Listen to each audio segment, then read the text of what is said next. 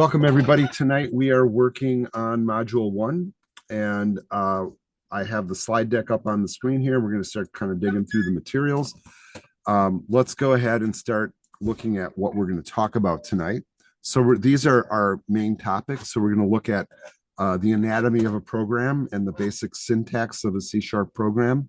We'll talk about the concept of variables and literals. We'll look at how to do output to the screen. We've done that a tad bit already. We'll also learn how to get user input from the command line. And then we'll talk about mathematical operators and the concept of strings, which is text, basically. So we will look a little bit at numbers and a little bit at text. And we'll kind of hit all of these topics incrementally. All right. Last time we got together, we did get through the process, hopefully, got through the process of getting our software installed. We also learned how to create a program and run it, hopefully. We will review that stuff, so if you guys are stuck on that piece, we will make sure that you're okay rolling forward. With Visual Studio Code, it's a little bit more clunky getting a project going, but it does work. Right. And once you get into the workflow of it, you will be fine. But I do want you to notice here as we are writing code, and these are one of the commands that we're looking at, like when you start up a C# program, this just appears inside the coding window. So you don't even have to type it the first time. And this is considered the classic first program to write. You write a program that just simply outputs to the screen hello world, right? And if you can get that to work, your environment's okay, you're ready to code. Now, notice that our coding engines will have on the left sidebar line numbers. These are really important in coding engines, I believe, because if you ever get an error message, well, one thing that'll happen is things will underline red, right? And there'll be a reason for that, and sometimes they'll underline yellow, sometimes they'll underline green. Red is usually bad, by the way, but it doesn't necessarily mean that your program won't run. However, if you run a program and you get an error message from the debugger, it will indicate line 5, column 8, or something like that. And by the way, column 8 would be 1, 2, 3, 4, 5, 6, 7, 8. You'd count over 8 characters, and that's about where it thinks the error is. And the line numbers are really helpful. So like if it's telling you there's an error on line 5, you're not going to look at line 25 to find that error, right? You're going to look at line 5.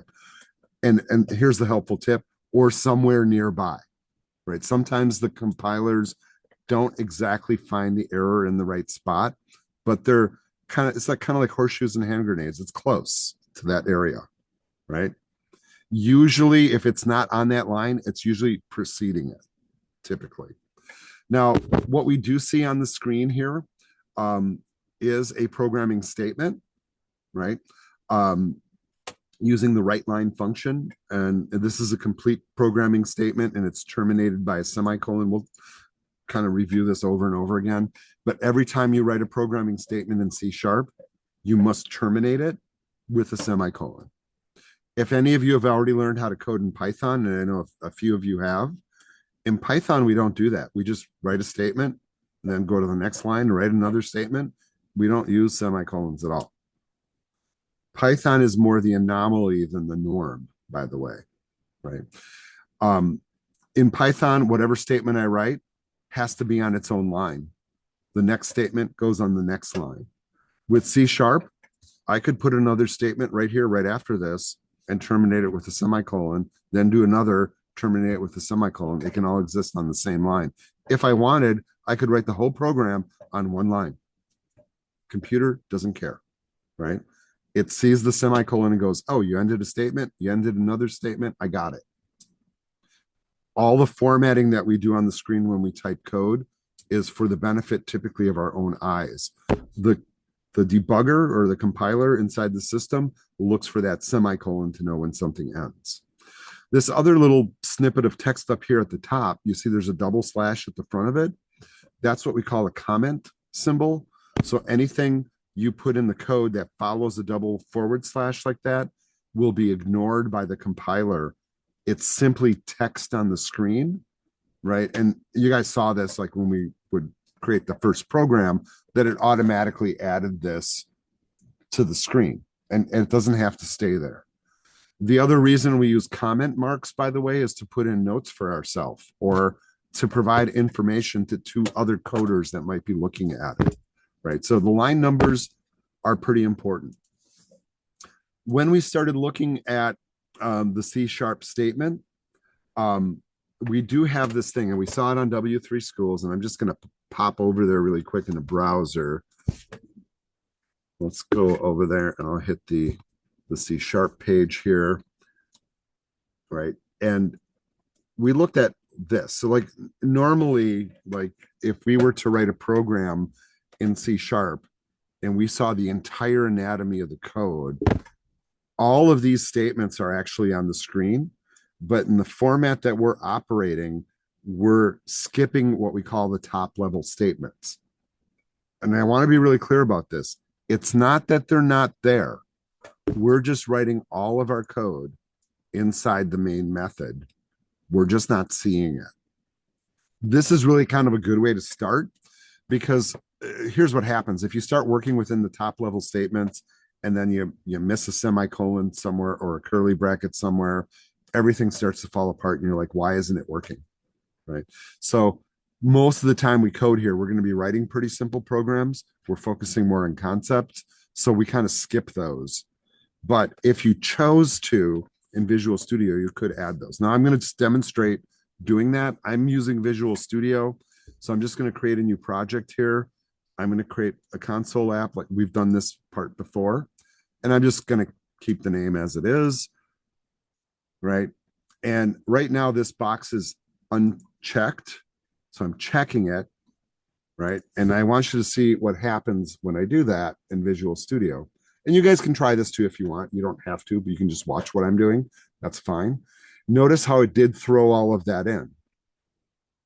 And I do have a complaint with the Visual Studio interface, because when I check that box, it says do not include top level statements, right? And then it puts them in. So it means the inverse of what it says. And it's a little bone I have to pick with the Microsoft people. And I'm sure one of them can explain to me why they do that. So if we were to write programs for this class, we're doing it in between these two curly brackets right here. I'm going to go ahead and close this solution, right? And that's what we call a project typically. And then I'm going to do the same process again, but this time I'm going to check that box, or excuse me, uncheck that box. And then this is the mode that we'll end up in.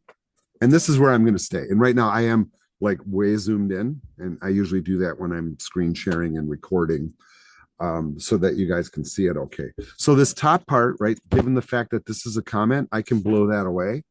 And, I can type whatever I want up there. Like some people, like when I was studying how to do this, my instructors would say, oh, you got to put your name at the top. You got to tell me like that it's the module 1, homework or whatever, and maybe put a date in there, like what is today, the 23rd, something like that. I do not require that, by the way. But here's the other usage. Maybe these are notes that are helpful for you, right? Like if you have a programming prompt, which is like, what you're supposed to build code about. Like, for example, maybe the assignment is create a console-based calculator, something like that. That's your directive. You can write your instructions there. Or if you did something weird and you want to remember why you did it, you could write notes for yourself. So those are called comments, and you can add those to any program at any time. And we'll hit that many times over. Now, we typically call that a single line comment, by the way. And really what's happening in the background is it's just an indicator to the compiler to ignore whatever follows. And it is interesting to note that it doesn't have to occupy a whole line. I can also put it at the end of the line like this, right? And it's still ignored. So that might be a helpful way to do things too. One thing that I've done a lot is like sometimes I write code just to try something, and then it didn't really work quite how I wanted to. And instead of deleting it, I just comment it out just in case I have to come back to it and I don't want to have to retype it again. Right. So I'll try like 20 things and I'll just keep one of them, but I leave all the other trials there. And then when I'm all done, I might go through and clean them out, but that's optional, right? If they don't execute it, it really doesn't matter. It's just text that gets ignored in the process. The other thing that we'll hammer here, for example, is the space between the code. And I think I already mentioned this, right? Like if I took this line of code, right, and let's just drop it down to the next line, and and I did this, right? And I just kept pasting it in, and it's basically all on the same line.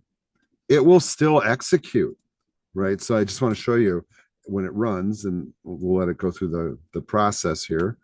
It worked. Notice that each one of the outputs happened on its own line. The computer doesn't care that I put it all on the same line. In fact, I could just like I could go like this, if I want to spread them way apart, want to tab it in and move it over, it doesn't care. It'll still do the same thing. Right? The layout of the code on the screen is for our comfort, not for the compiler. The compiler doesn't care. Right. So I think that's pretty helpful to know. Right. Let's get rid of all the superfluous stuff here.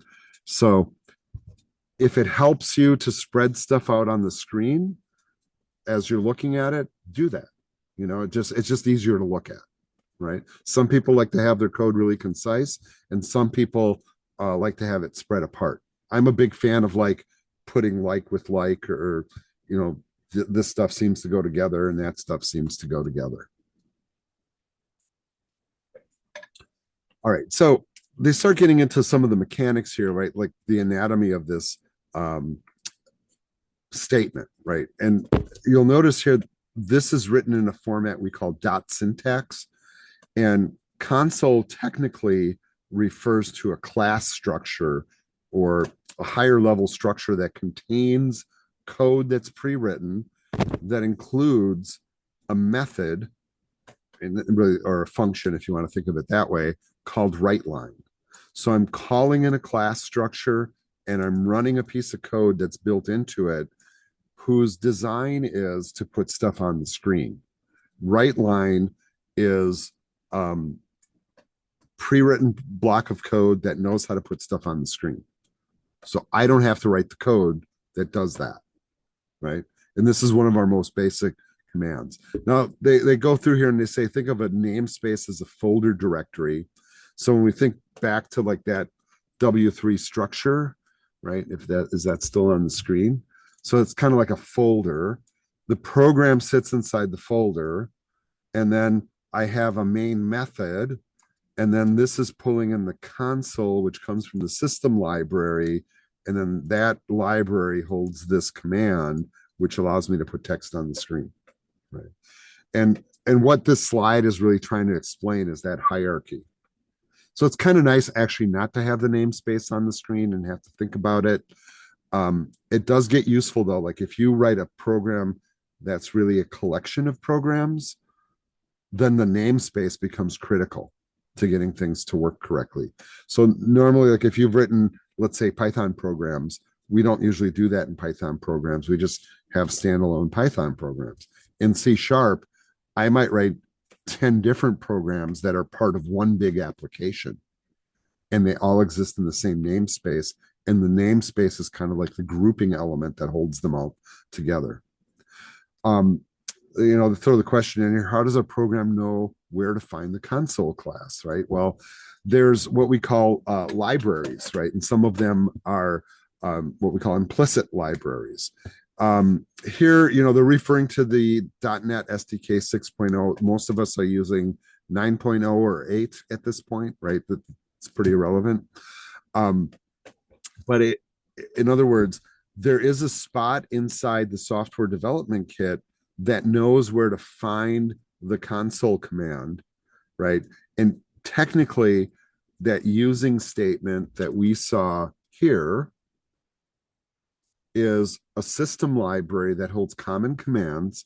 One of those common class libraries is the console, writing to the console screen, and then that has a method called writeLine. So when we have this included in our programs, I don't have to write it out the long way like this. I can just write it the short way like this. If I did not have this using statement, then I would have to write it the longhand way to make it work. We're obscuring that, but remember that the using system statement is there in the approach that we're using. So sitting here, even though I'm not seeing it, somewhere up above is the thing that says using system. That's why I can do this without saying system.console.writeLine, right? I don't need to do that. But if that was missing, I would have to do that. That's just a hierarchy of how it pulls in the information. All right. We talked about this already. All C# statements end with a semicolon.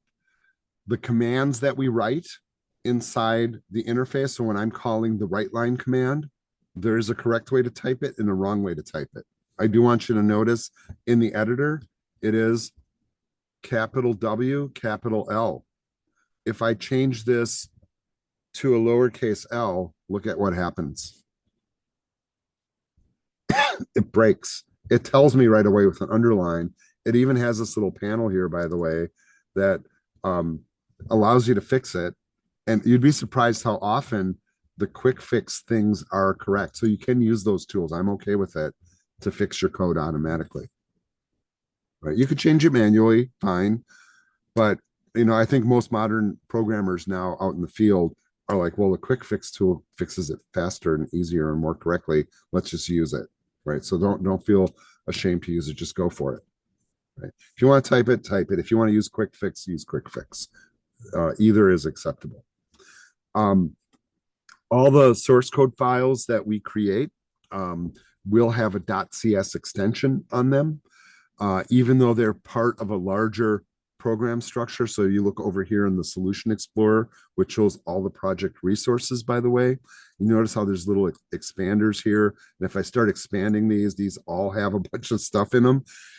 That's why we can't just create a plain CS file and run it, because there's all of these dependencies and frameworks and backend tools that make the programs work, right? They're all sitting there. They're part of the project, but normally we're not coding there. Those are just brought in through the libraries that we're importing.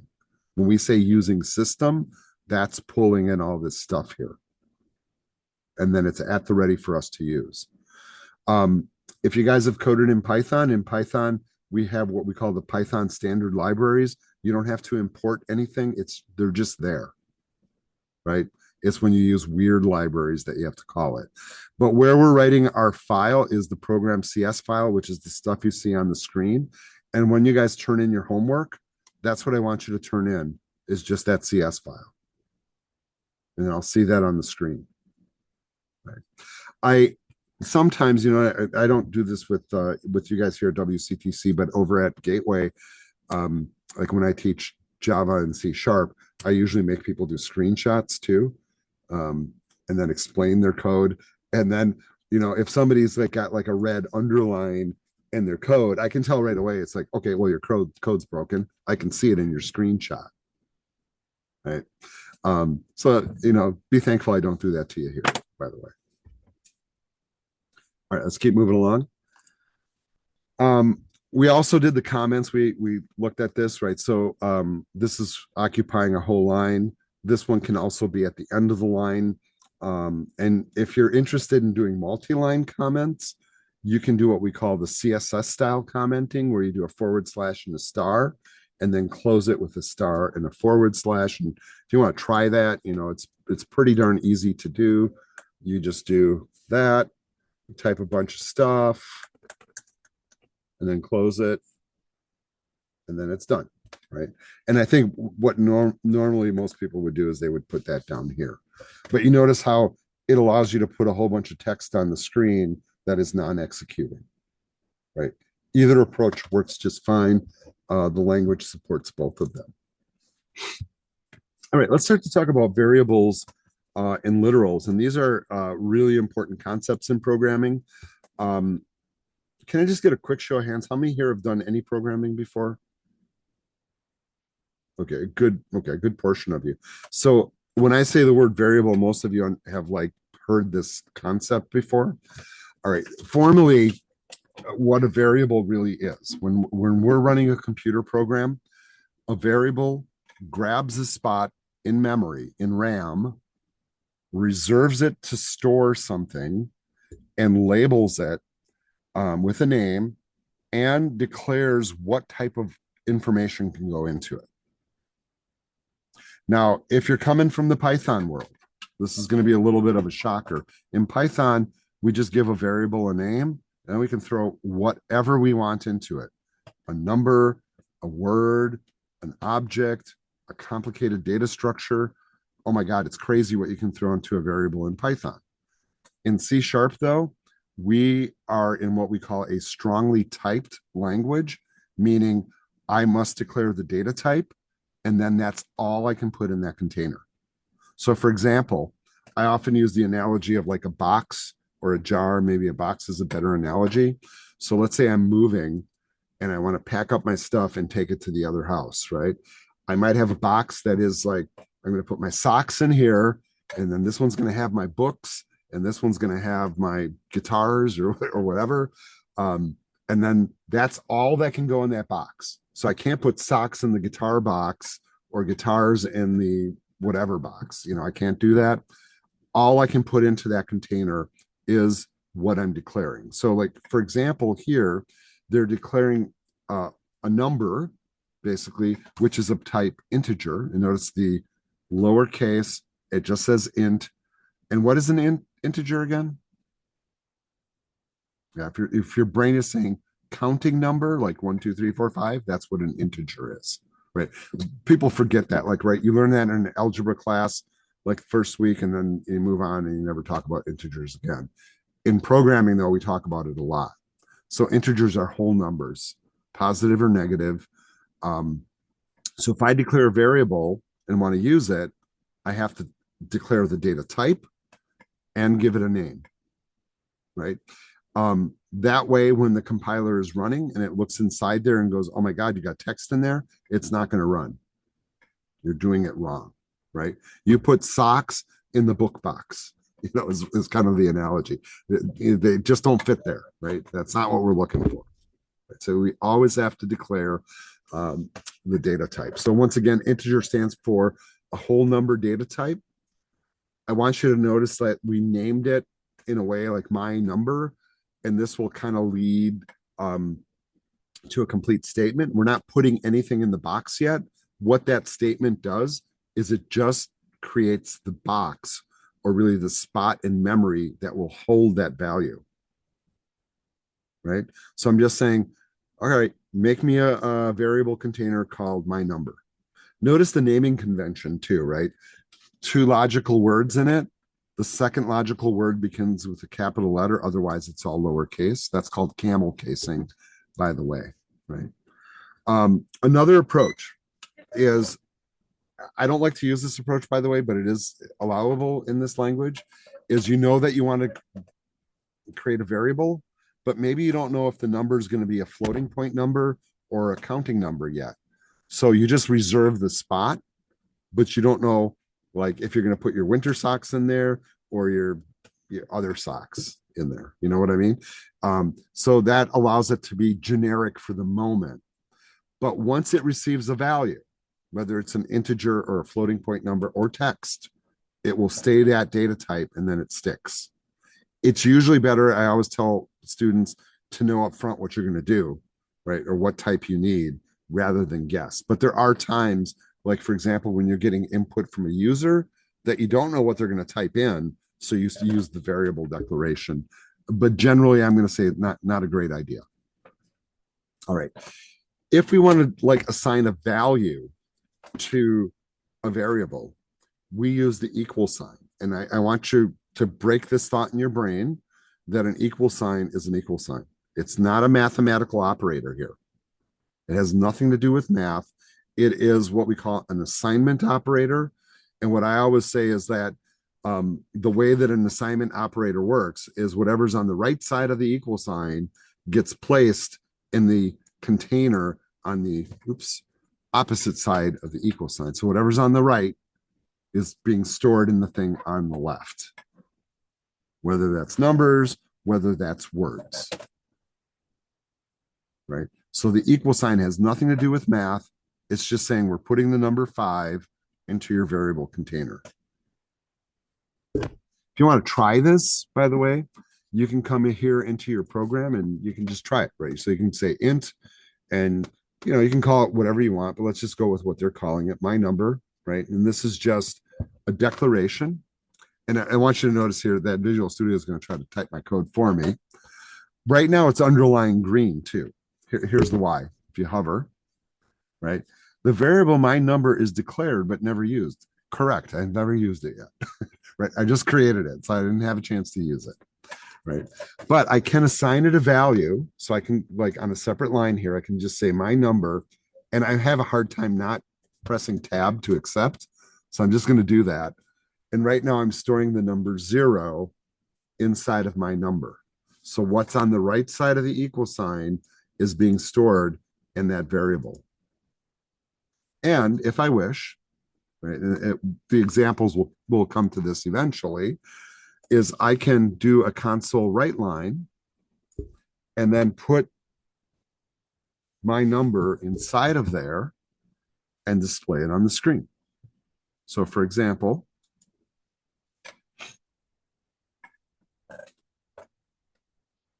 it's very exciting, I know, but there it is. It did work, right? So I can take a value, store it in a variable in memory, read that memory location back, and put it on the screen. That's what we just did, right? So knowing that these concepts aren't brand new to you guys, it helps us to move along a little bit faster. Now, if I've already declared a variable and I declare it without putting a value in it, we would call that uninitialized. The moment I put a value into the container, then it has a value. So I can, in one fell swoop, declare the data type and its value, and then we call it initialized. So it actually is stored right away. In the approach that I used here, this is uninitialized. Now it's initialized. But I could have also, just for example, created another integer called, I don't know, how about we just call it num2 and give it a value right away. And now it's already initialized and ready to be used right off the bat. There are times when you declare it ahead of time because you don't know if something's going in there or you're waiting for the user to put something in there. And there's times where you just know the value up front and you just put it in and roll. Now, the name variable also implies that you can actually change the value, right, of what's in there, right? That's why we call it a variable. Here, once again, they're going through this example that the use of var is convenient, but we don't know what it's going to really contain, once again, until we put something in there. But if you know what's going in there, this really becomes kind of silly to do it like this. It really should be an integer, right? If you and they're making that point here. Do you know what's going in? Well, if you know what's going in, let's just make it what it's going to be. That's going to be the box for socks. Let's just make it a sock box right away. All right, so let's also talk about this concept of a literal. So a literal is when we actually take a value and use the actual value in our code. Now, whenever I use this expression here, my num, in my code, it really what it's doing is I'm going to be using the value 5. But at some point, I need to literally put that value in the container. Or if I want to put the word hello literally to the screen, I can just type it into the write line statement and it will do it. Or if I want to write line the number 5 to the screen, I can just put the number 5 inside the parentheses and it will literally do it. I'm using the literal value. But often what we're doing, and I did this already here in the program, is I assigned a variable a value, right? And then instead of literally using the value, I used its variable name, which contains the value. And generally, that's what we want to do most of the time. But there are times where we do use what we call literals. So, and this is programming speak, by the way. So if somebody says, hey, that was a text literal, you understand what you're talking about. That means the thing that they're talking about is literally there, and it's not a variable representation of it. All right. So what they want you to do, right, for example, is to learn how to output stuff to the screen. And I would suggest that you try this little exercise here. And this says this contains one logical error. And I want you guys to see if you can figure out what that is, right?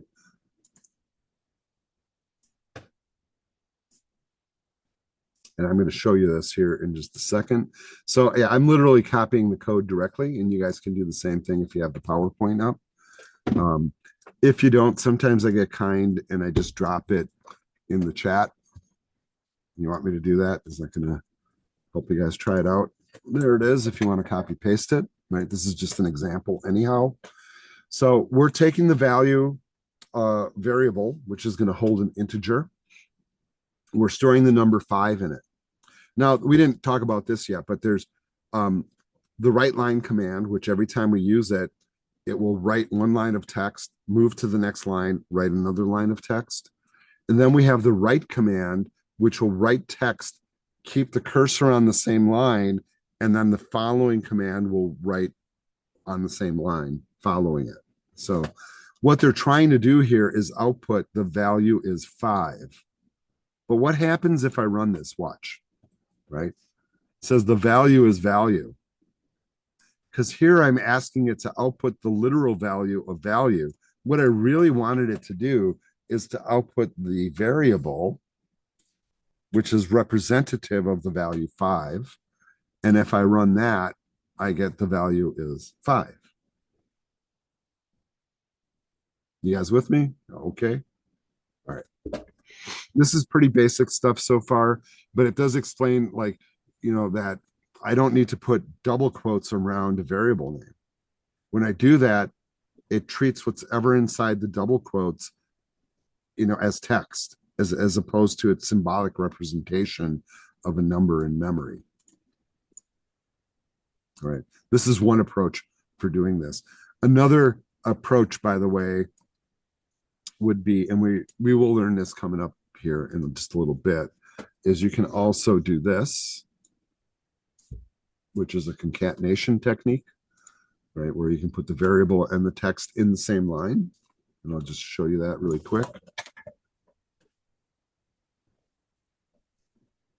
So I can combine a text literal with a symbolic value in memory and still output it to the screen. So there's the console proof that it works.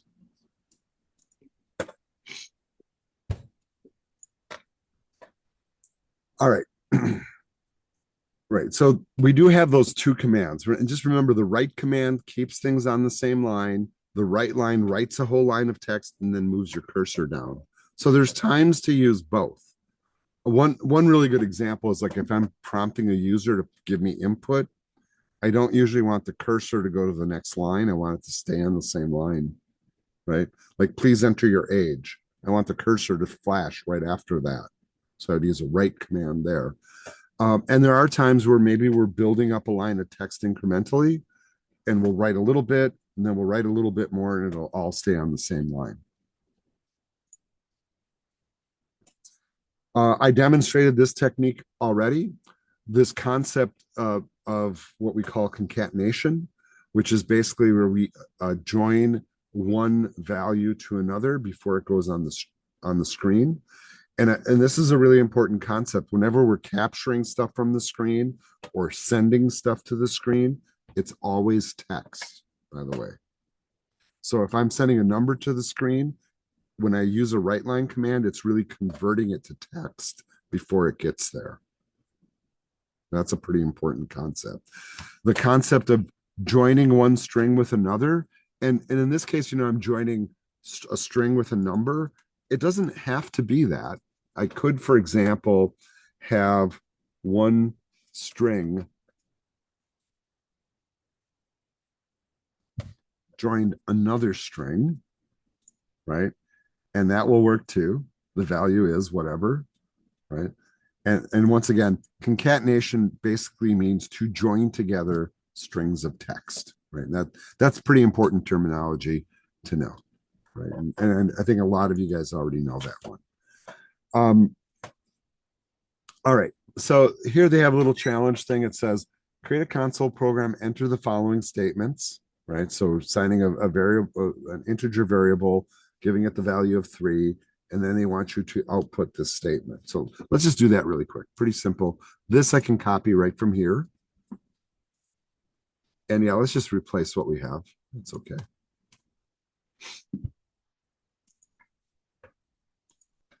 And then we want to do a console write line. Notice how it's auto completing it for me, so it's hard not to take it.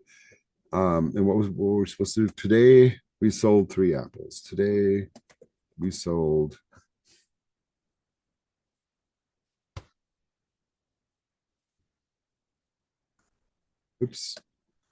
number of apples. And then we're going to add text to the end of it. And then I also want you to notice that I'm injecting an extra space here and an extra space there. And if I don't, notice the output. What did we do wrong? Oh, we didn't close our statement. There's an example of why you need to close your parentheses and your semicolon, by the way. Let's try it again. All right. So you notice like the output there, today we sold 3 apples. So we do need to, excuse me, add a space here and here. So we have to predict that as we're putting our statements together. And now you'll notice it reads correctly.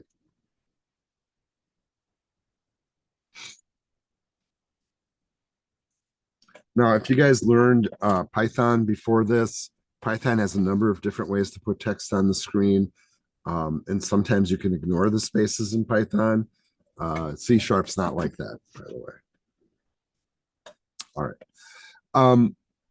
When you start to name your variables, it does become really important to name them in a way that represents what's stored inside of it. So, for example, if I'm going back to my analogy of the box for my socks, right? I don't want to label the box for my socks, shoes, or stuff, right? And that's kind of the thing they're kind of pointing out here. So let's have an integer called stuff. Not a good idea. If that really represents the items ordered, or the number of items ordered, that's what the variable name should be. And they're kind of used to be this rule. Like when I first learned how to program, I forget what language it was maybe like BASIC or Pascal or something like that. And this is like 30, 40 years ago. We had a limit to how long our variable names could be. I think it was like 8 characters. And so we'd have to get like super creative on like what we name things. You use weird abbreviations and whatever just to name stuff. You can name things very, very verbosely in C#. And that's really kind of the modern thing. So for example, if I'm like, I want an integer representing the number of sock items ordered, I might name it exactly that. Be verbose and explain what it is so you don't have to try to figure it out later. That's kind of the modern convention. Right? It's just an identifier. There are some rules for naming things, though, and this is pretty important. Variables can contain letters, numbers, and underscores. So that's the only special character that you can use as the underscore. You can't start with a number. It can't contain spaces, and you can't use one of the words that's part of the language, right? So for example, here's a list of reserve words. So you can't call any of your variables any of these, right? And And that's not all. Here's some more, right? So don't think about using these as variable names because they won't work. All right. Given these rules, right? Letters, numbers, underscores can't start with a number, can't contain spaces. Which of these are valid or not valid? Good? Yeah, that one's good. Good? Nope. Good? Yep. Yes. Yeah. Good? Nope. No. Right. Special character. How about this one? Nope. That is a space. Yeah, no good. How about $sign underscore score? That would work in PHP, No. but not here. No. Right. How about zip.code? Nope. How about underscore value? Sure. Yes. Yeah. There's no rule that said it can't start with an underscore. And actually, some people use that as a technique, by the way. Right. Underscores do work, though. All right. Another thing, we talk about when we name variables is this concept of, oops, sorry about that. Camel casing, and we would call this lower camel casing. So you can see we have 3 logical words here. The first word starts lowercase. Second and third words start with an uppercase letter. If it's just 2 words, the second word starts uppercase. So these are what we call lower camel case. This is a very common naming technique for variables in this language. Name the variables what they hold. I mean, that's a pretty intuitive thing, right? Like kind of like label your sock box the sock box. I don't know why I'm going with that example, but that's just the one that popped in my head today. So let's start to talk about some data types. And I just do want to let you know we're going to take a break pretty soon here, so we can walk away from this for a moment, but in about 10 minutes or so. When we start to declare variables, integers are not the only data types, right? There's many data types in this language. So whenever we create a variable, we have to determine what data type we want to use. What we determine to use determines how much memory the variable occupies. Now, when you write a really large, complex program, you don't want to use memory up that, for example, if I declare a certain numeric data type that's designed for astronomically large figures, and then I just throw the number 1 in it, it doesn't really make a lot of sense. It's kind of like bringing in a box truck to load up a pair of socks, right? I'm just wasting the space, right? Really, all I need is a tiny little box for 1 pair of socks. So data types often, and the size of them is really kind of related to what it's going to hold and how efficiently your program runs. We have to think about, especially with numbers, is it a whole number truly, or is it a floating point number? And then also, how much precision do we need in those numbers? Is it a really large number? Is it a small number? Is it a negative number? How many decimal places do I really need? Those are all relevant questions. So we do have what we call signed whole numbers, and look at these data types. These are all basically integer data types. So integer is the fundamental data type. But notice that an integer really only has the capacity to hold positive or negative numbers from negative 2.1 billion to positive 2.1 billion, and it occupies 32 bits of memory. So if I use the integer data type, but I'm only storing a 2-digit number, I'm kind of wasting a little bit of memory space. I will tell you, most programmers don't care, real frankly. Right? They just use integer and roll with it. But normally, if I'm using a really, really short number, like within this range, S byte is really the correct data type. And also, I never expect it to exceed that range. If I have a number that's slightly larger, I could go with short. If I have a number that's significantly larger, I go with long. And look how big that can be. That's millions, billions, trillions, quadrillions, quintillions. So 9.2 quintillion, negative or positive. And then some of you will go like, well, there's numbers bigger than that. Yeah, there are, right? And then there's different ways to do those. but these are signed whole numbers, basically integers, positive and negative. We can also do unsigned whole numbers, so we don't worry about the negatives. They're only positive numbers. And then we have byte, u short, u int, and u long. And notice, because of the fact that we're only on one side of zero, those numbers can be larger, right? Once again, typically for whole numbers, we just use integer and forget about the rest. If Go ahead, Bob. When you use the var or var to declare a variable and then you assign it a number, what type does it give that? Does it use int or? That's a good question. It should scale itself automatically. And I think by default, it would go to int. I mean, we could test it if you want. Yeah. And generally speaking, I would say don't do the var approach. The only usage that I see in my mind is when you cannot predict what the user is going to enter at the screen. That allows it to dynamically adjust. Generally, I think it's a bad idea. Good question, though. All right. Let's try this little exercise here. It says declare the following: an int named checking, a byte named miles, and a short named minutes, and a long named days. All right. So notice what I'm doing here is I'm copying that text, and I'm doing this with strategy in mind, by the way. And what I'm going to do is inside my block comment, I'm just going to paste that in, right? So that way I don't have to flip screens to look at it. This is a helpful tip, I think, right? To be able to just bring information into your program so you don't have to bounce around. So let's do that. Let's create an int named checking.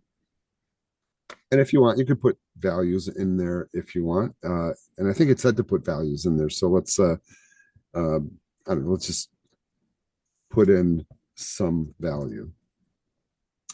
Let's create a byte named miles. And I'm just going to make that 24. Then let's do a short named minutes. Well, let's see. How about 45 minutes? And then let's do a long named days. And let's make that one pretty long, something like that. I don't know if that fits, but that should fit. Now, if I did make it too long, I don't know if it'll, I'm waiting for it to give me an error. There it goes. Right. Notice how it's throwing that. So let's not make it quite that long. That fits. No underlines. None of these have been used yet. And then, of course, if you want to console right line this stuff, it's pretty easy to do. And here's what I recommend that you do, by the way, is come up with one blank statement, copy it, paste it 4 times, and then just drop your names in.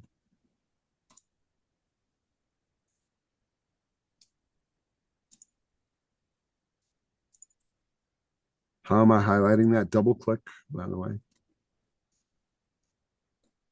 And also autocomplete will kind of work too. You start typing it, it'll find it in your document and then help you auto type it. And then you should be able to run it and then see the values come to the screen.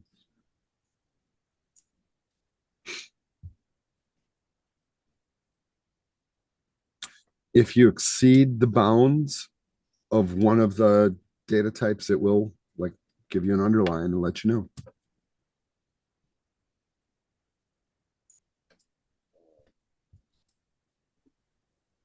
I don't think my VS Code's working again.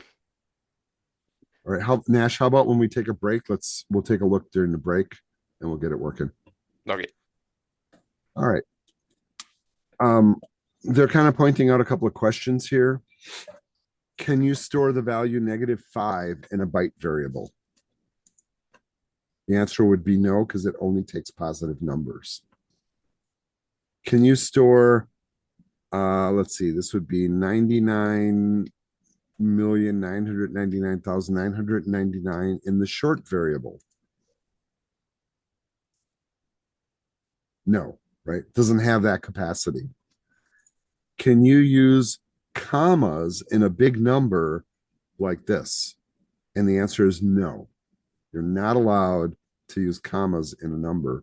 And if you want to try that, right? I mean, you can verify all these things by just trying them. So for example, if I do this, I mean, right away, notice what it's doing. It's giving me red underlines, right? Once again, commas are formatting characters that help us as humans read a number. They're not really part of the number. They're formatting to make it readable. All right, let's keep rolling here, and we'll take our. You know what? Actually, this is a good place to stop. Let's take our break. I'll pause the recording if I can, and that's provided the controls come up on the screen because I was having an issue with that last time with you guys too. And let me see if I can do that here. It's only giving me the option to stop, which I find very uncool, by the way. Zoom. I'm trying to see if I can make it give me the control, but I just can't. So I'm going to have to stop the video and I'll start a fresh one.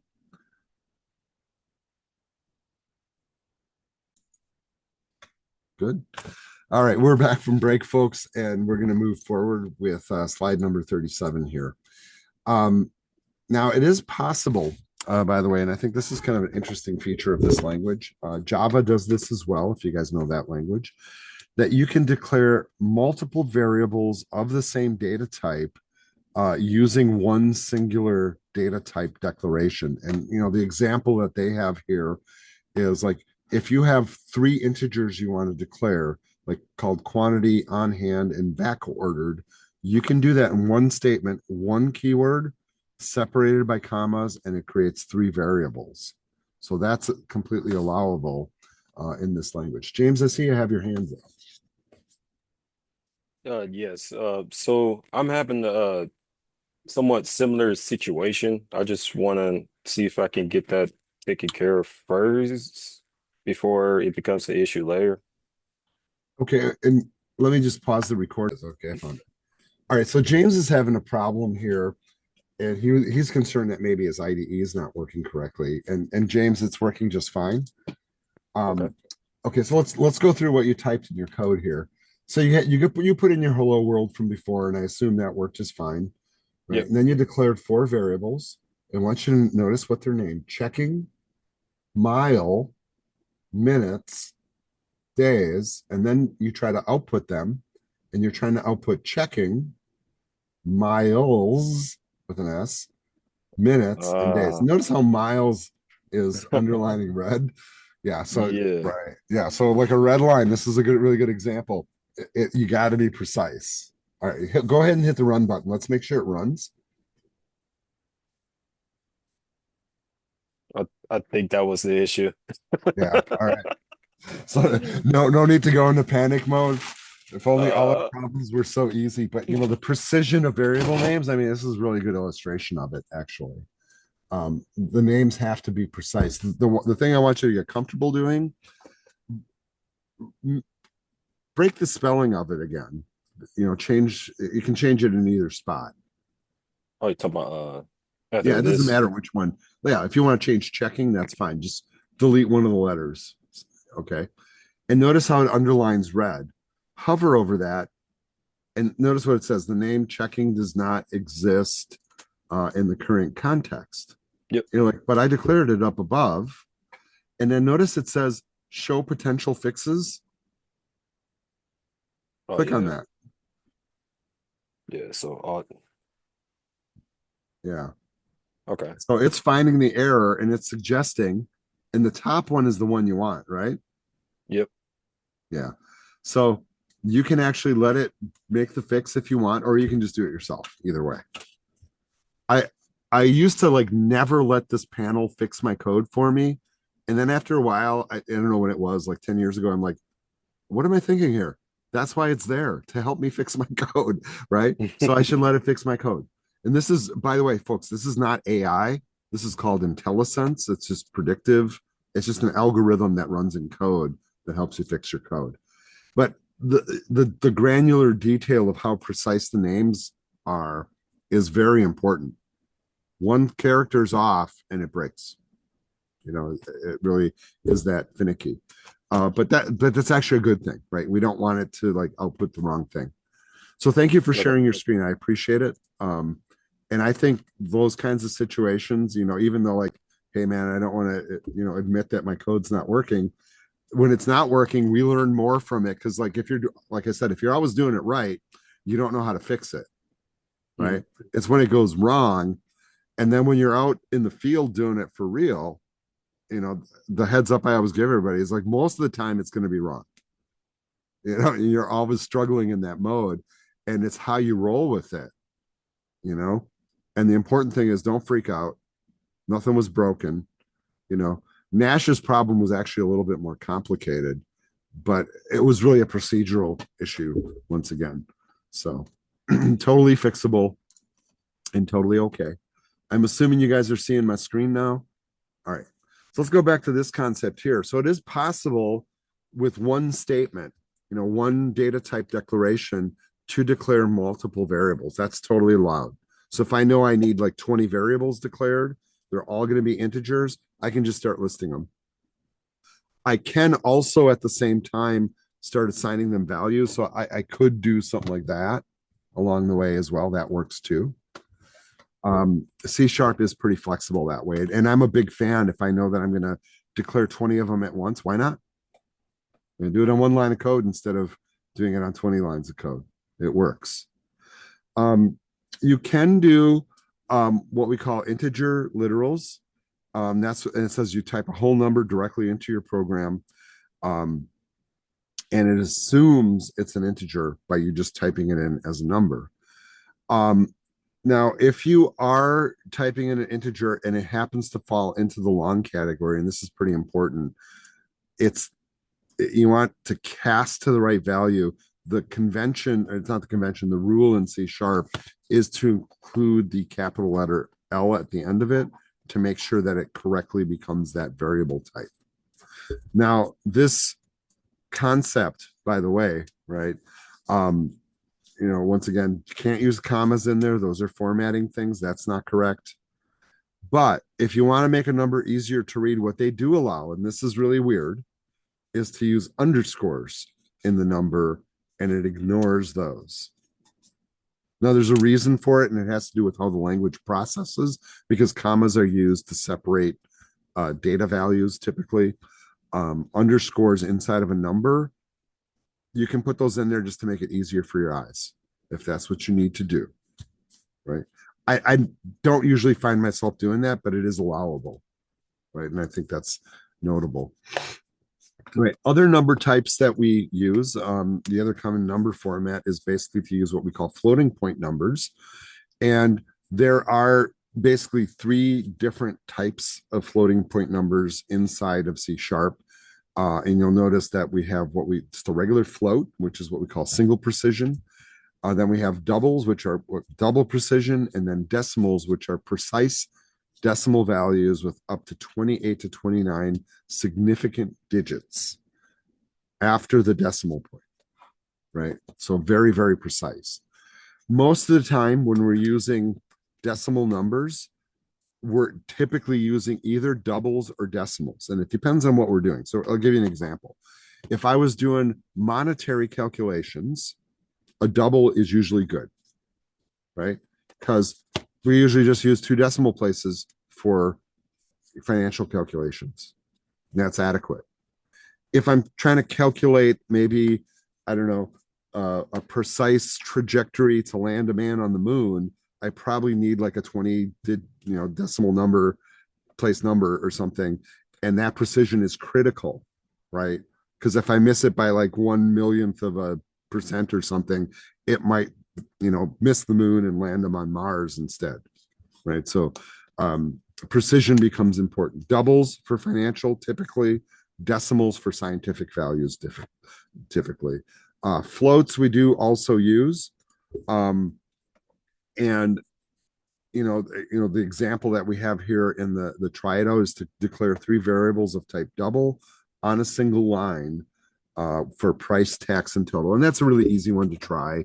So if you want to move over to your editor and just kind of declare them, and I'll just do that here. And they want us to use doubles. And what was it? Price, tax, total. So double, price, tax, and total. These are uninitialized. There's no values stored. If I wanted, I could store values. So I could say like, I don't know, 399. The tax would be in the form of a percentage, so probably like 0.79, 0.79. A lot of people here in the city of Milwaukee don't know that the tax is that high now here in the city. And one reason not to shop in the city, actually. And then I get Florida, go down to Cook County in Chicago, and it's like 10%. And then did you guys know if you go to restaurants, it's even higher? Restaurants, theaters, and entertainment. Yeah, it's crazy. And then a total maybe would start at 0. But you could hard code values here too, right? But one fell swoop is totally allowable. We do have what we call floating point literals, and notice like how we did with the long number that you can use the letter F at the end of it to imply that it's a floating point number. So it literally treats it that way in code. I don't find myself using this technique a lot, but sometimes it's necessary to make things work.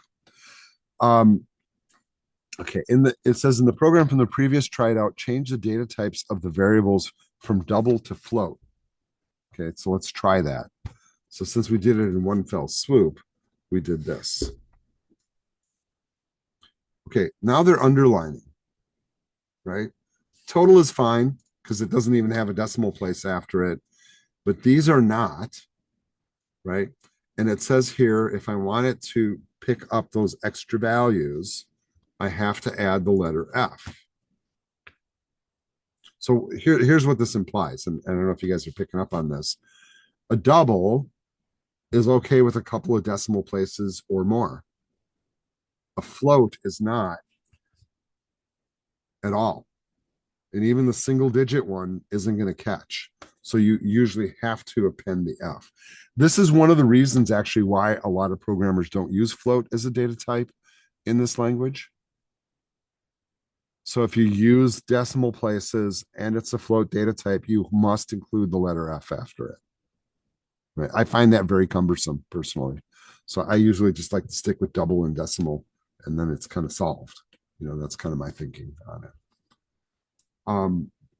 Here's another data type that's kind of unusual. This is the character data type. And the character data type is exactly what it sounds like. It's a type of variable that holds one single character.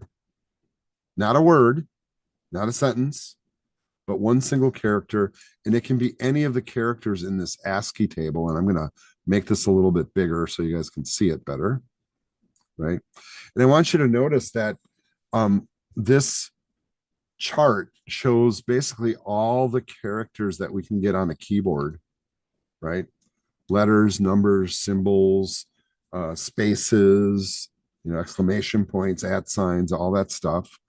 Notice that they all have a binary code attached to them, or what we call a unary code. And then there's a decimal number attached to them as well. And here's one of the secrets of coding and sorting text with a computer is whenever we do sorts of letters, we're really sorting the numbers attached to the letter because 65 comes before 66. So to us, it's a letter, but to the computer, it's a binary value that holds the number 65. When we store it in memory, it turns into a number. When it comes back from memory, it turns into text.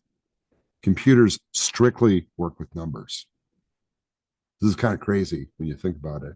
When you think about like interacting with Siri or your AI engine, like ChatGPT, and you're asking it a question, it's taking all of what you're saying or all of what you're typing, converting it into numbers and processing it as numbers. And then whatever it sends back to you, it's doing the reverse, right? Every time we type something at the keyboard, every key press puts out a pulse of 8 binary signals, ones and zeros, that turn into the binary numbers that you see in this chart.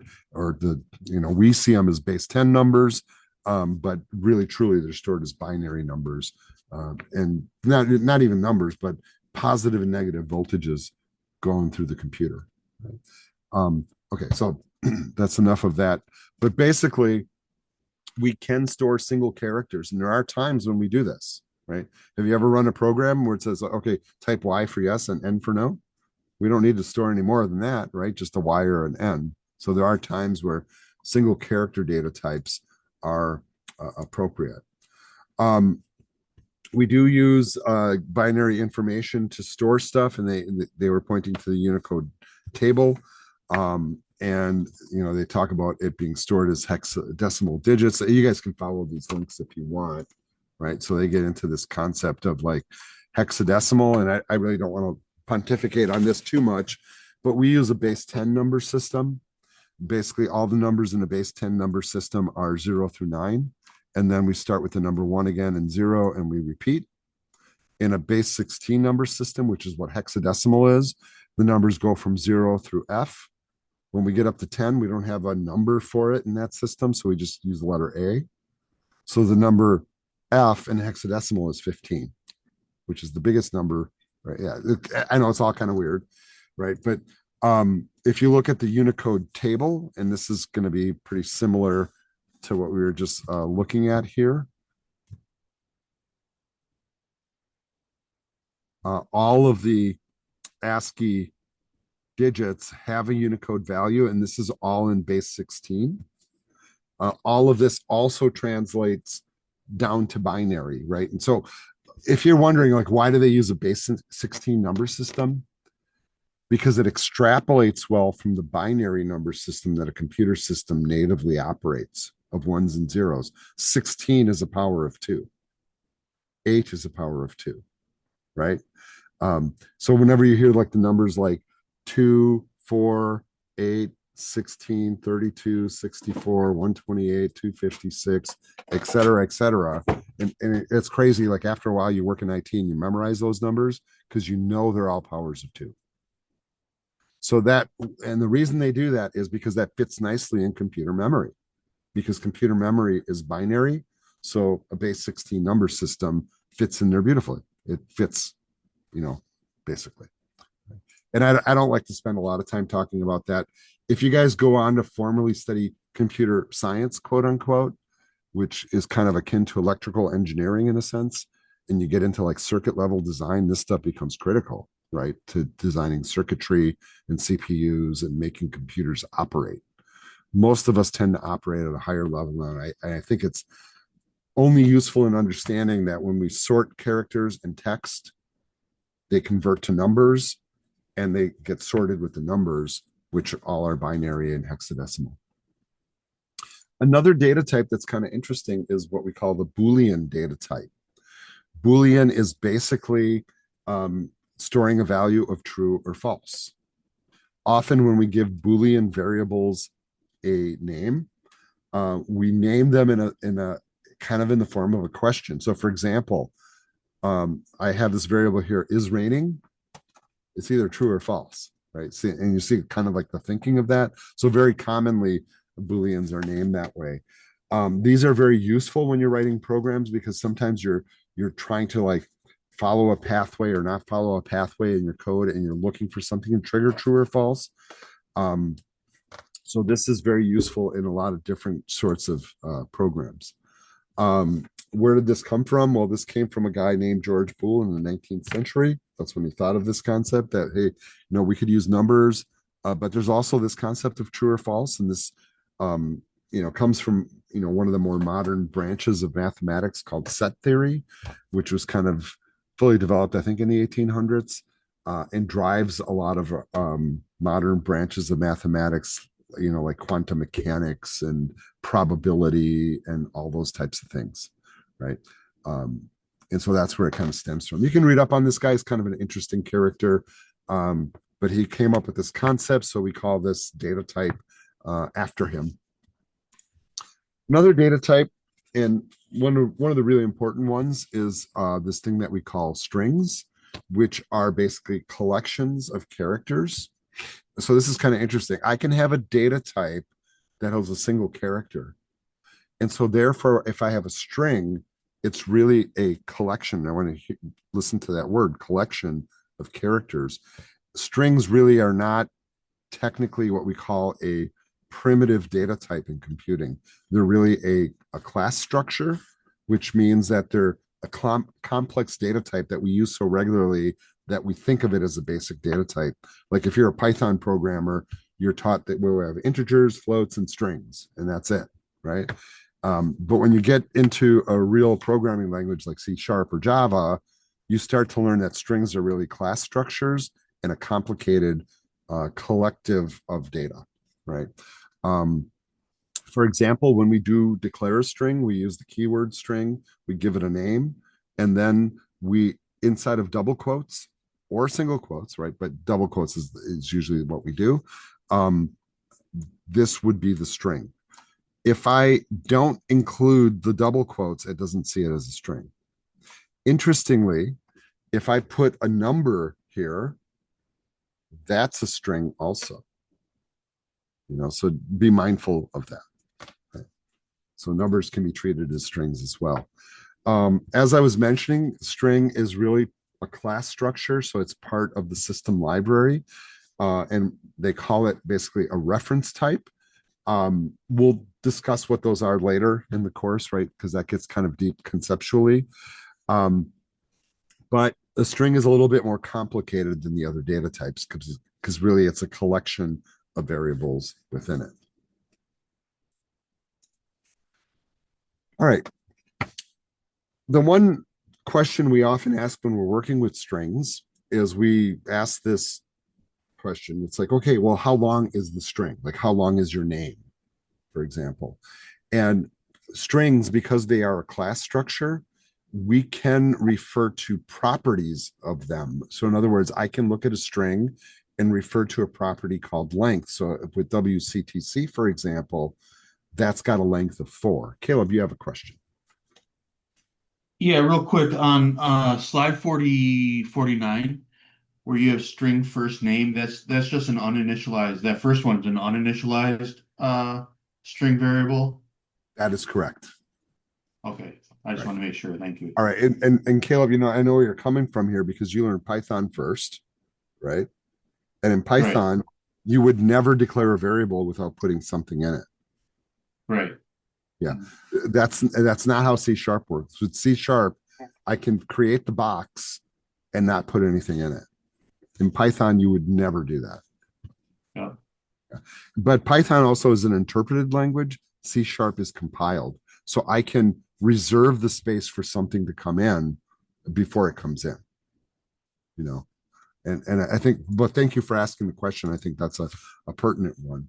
Now, when we do look at this, what we call the length property, I want you to notice how this works, right? So I can take this code, right? I can store a string, wctc, in a variable called school, and then I can check its property. And notice how I do that.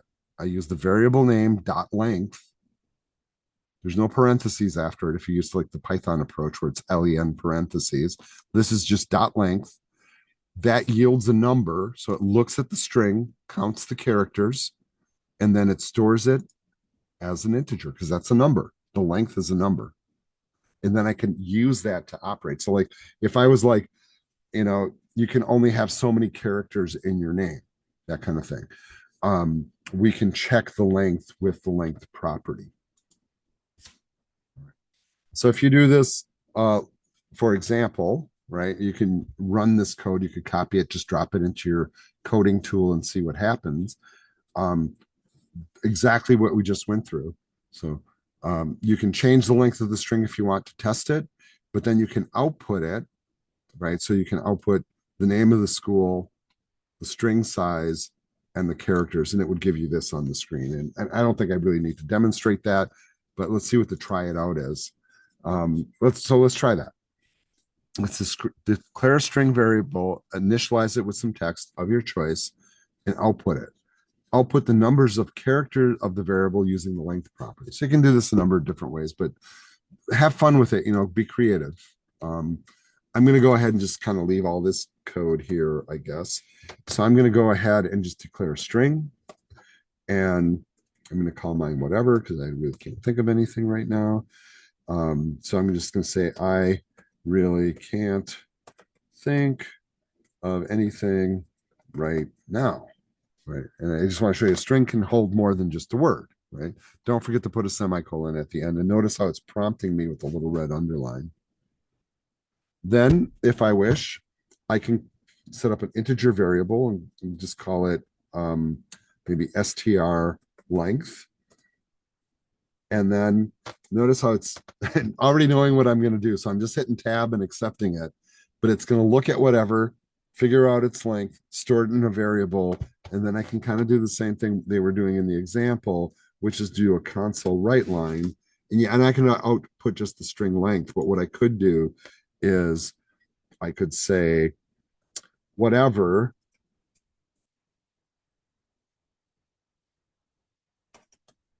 contains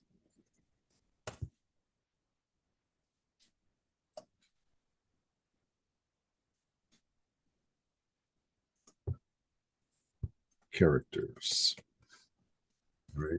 So it'll repeat my sentence, throw in the word contains, give me the length of the string, and add characters to the end of it with a period or an exclamation or two, whatever we want. So try that. We'll run it. Pretty simplistic example, but it helps you like feel how the language works and take a look at the output. And I could verify it. I could count the characters, but kind of the whole point of a length property is that I don't have to do that. When it's a 5-character word, whatever, I can count it, no problem. When it's a sentence or a paragraph or a novel, do I really want to be doing that? Right. That's why we have a length property. And I think it works pretty well. Let's keep moving here. We got a bunch of slides to hit yet. So this is kind of an interesting thing about working with strings. Strings, because they're a complicated data structure, are really, a collection of characters. And if we wish, we can narrow down and find individual characters within the string by using what we call their index position. Now, the interesting thing about how index positions work, right, and I'm going to do a little annotation here. The W in CTC, and this might be a tad large, but we'll see, is in the 0 position. The C is in position 1. The T is in position 2. That doesn't really line up very well, but whatever.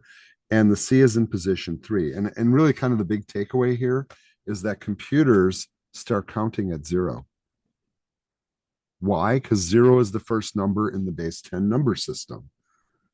Our parents taught us wrong. When they taught us how to count, they should have went like this: 0, 1, 2, right? But that's not how it works, right? We want to count the fingers, so we count 1 through 10. But you think about it, when you get to 10, it's 1, 0.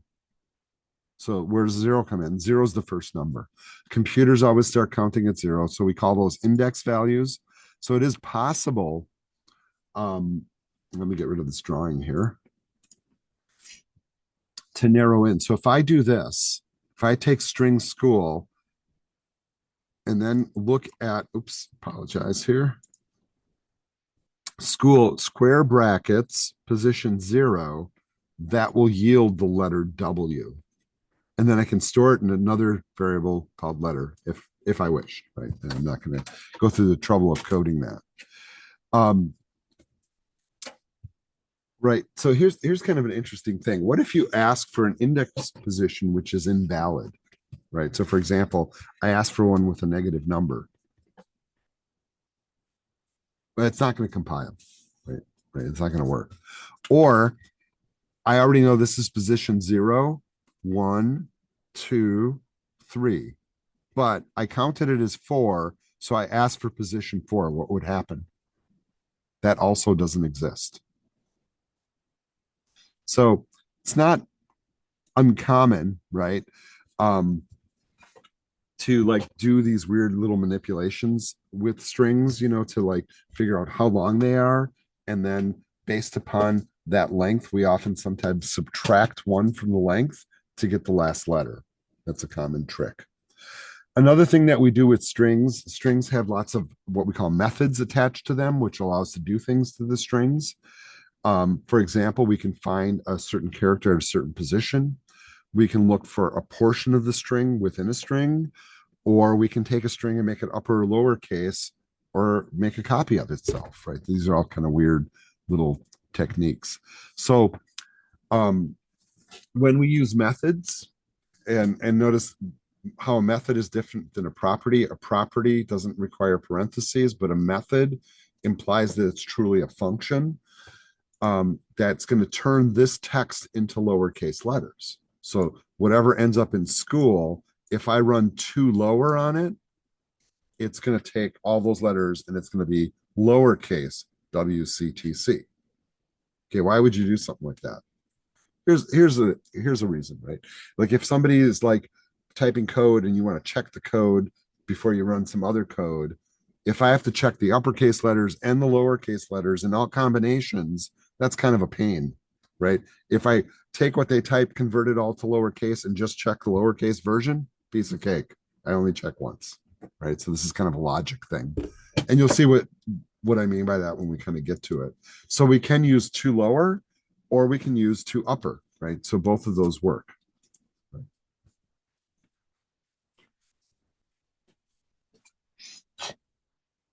All right, I'm not sure that I'm necessarily going to do this one. It says modify the previous program, find the first, middle, and last character of your string, demonstrate the two lower and two upper word. I guess we can do a little bit of that. I'm just trying to use our time kind of efficiently. Oh, I have a string here called whatever. What I could do with it very quickly is I can create a new string called, I don't know, whatever two. I'm struggling here, folks, to think of something.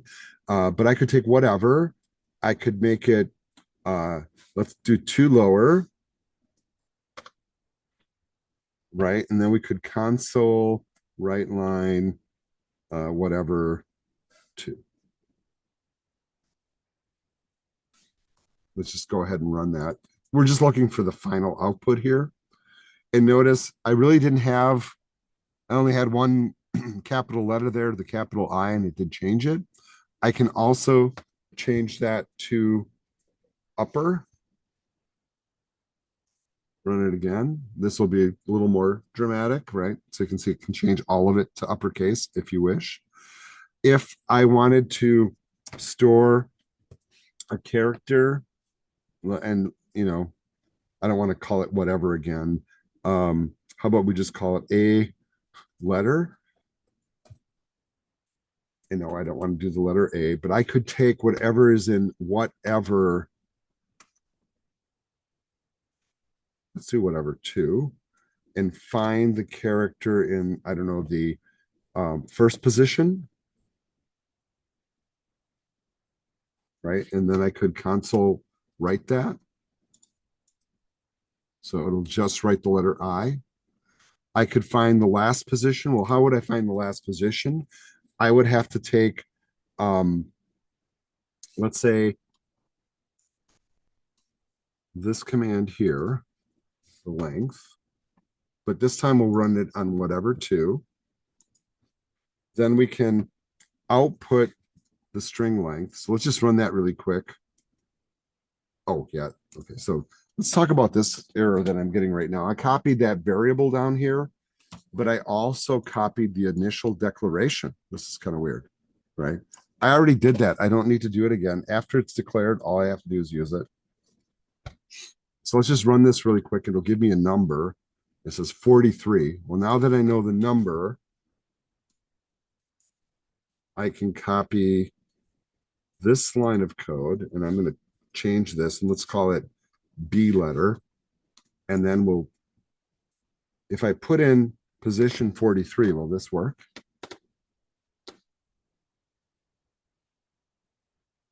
I know it's 43 characters long. The answer is no, because 43 is the length.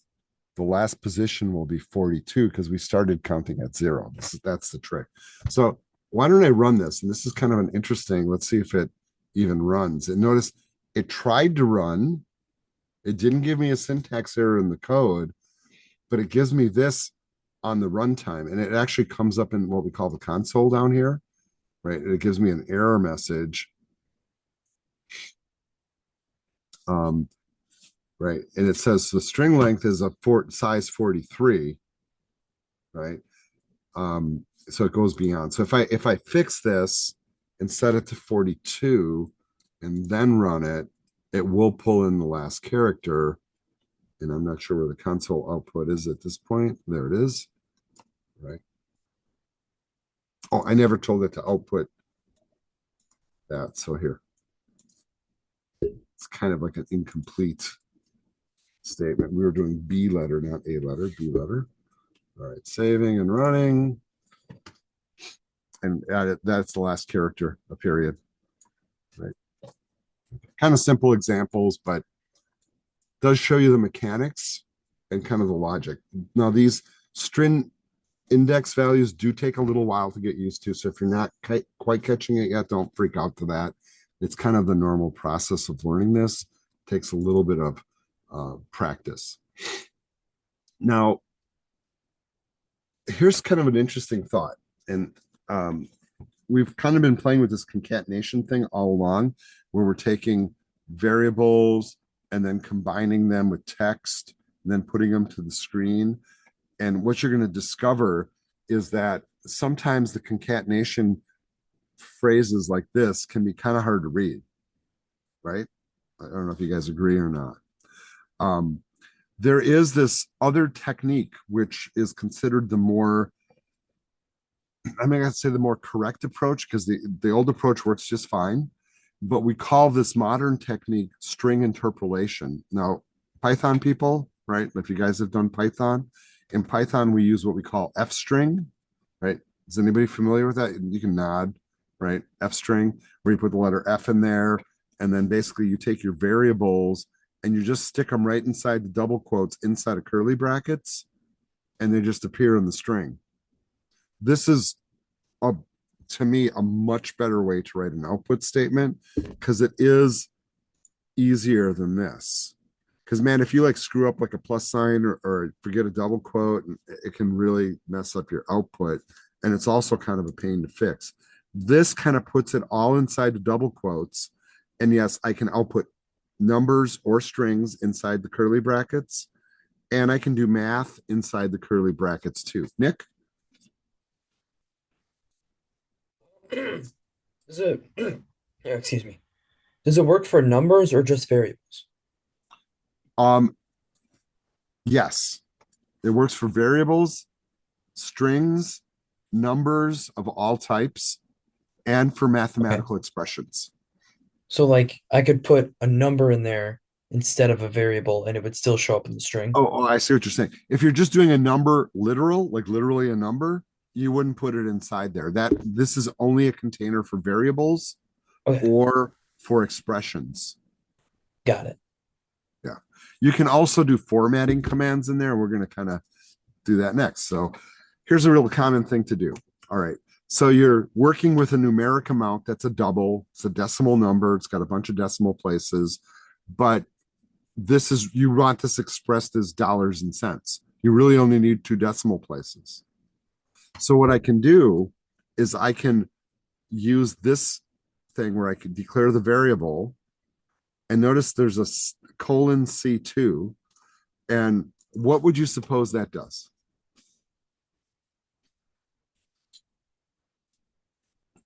Make a wild guess. Just give you 2 decimal places after the dollar amount. Okay. And what do you think this one does? You know, it's a great way to find out. Let's try the code, right? We have the code right there. All we have to do is paste it in. And you know what? I guess I'll just keep rolling here. I'll just drop it at the bottom. So I'm setting up a double, and we have these formatting commands. let's run them and see what the output looks like, and then we'll know what they do. That's one way to figure it out. And I think this is pretty interesting. I'm going to try to put it right next to it. So the C2 formats it as currency, right? Now the dollar sign out here is not the dollar sign here. You guys catching that? The dollar sign out here is what makes string interpolation work. It has nothing to do with the output. But if you want to take a numeric amount and display it as currency, notice it puts a dollar sign in and a comma and a decimal place and sets it for 2 decimal places. Beautiful, right? Python people think about doing that in Python, not quite so easy, right? If I do number with 1 decimal place, so this is number n, it does put in the comma and 1 decimal place.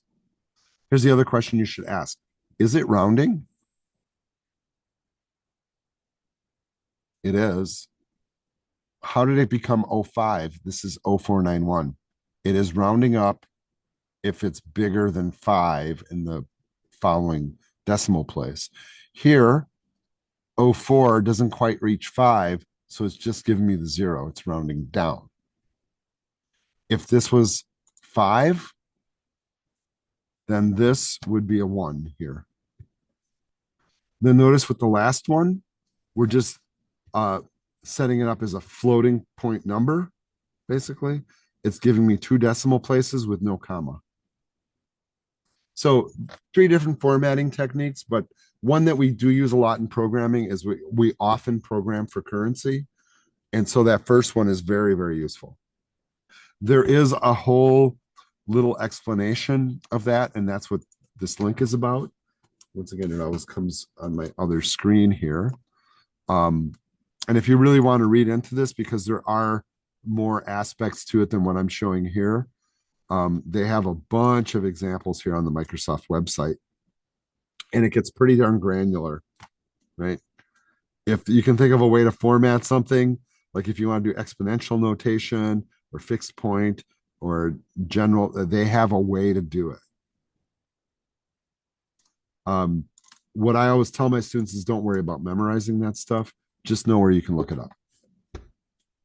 This one, though, you know, amount colon C2, we're going to do that a lot, as you can imagine. All right. They have a couple of examples here, right? And I'll just, as you kind of glance at that, I don't think I need to read it to you. We tried the C, the F, and the N approach. Notice that there's also a P approach for percentages, right? And then there's also one for whole numbers where we want to add in zeros at the front. We can do that with the D command, and then how many decimal places we want the number to occupy. So that is a kind of a useful one too. Padding numbers, that's the D command once again. So like you do see this once in a while. Like where you know, when I went to school a long time ago, this is really funny, but I took classes at MATC in Milwaukee, and back then we had like 5-digit student ID numbers, and after a while they ran out of numbers, so they added a few more digits. So when I go back to MATC for something and they look up my ID, I now have a bunch of zeros at the front, right? And that's an example of padding. And then they know I've been there a long time because I have zeros in front of it, you know. Kind of interesting, but that's an example of how to do that. I'm not going to worry about trying to demonstrate that. As we keep moving forward here, folks, and we're making pretty good progress here, so I'm trying to get through as much of this as we possibly can. It is possible that once you have a variable assigned, and I kind of ran into this issue before, the first time you have to declare the data type. Subsequently, you don't need to declare the data type that's already been declared. You can just change the value. So if I assign 5 to amount, output it, it's going to show 5. Then I change it to 99, then it's going to show 99 if I print it out. So remember, it's a variable. That means we can change the information inside of it. One thing we can't do, though, is I cannot change a variable that's got a name already to a different data type. That is not allowed. I can't go, all right, well, I want amount now to be 5.2 and let's make it double. Sorry, not happening. Choose a new variable name or change your code. The point really is that this language is strongly typed.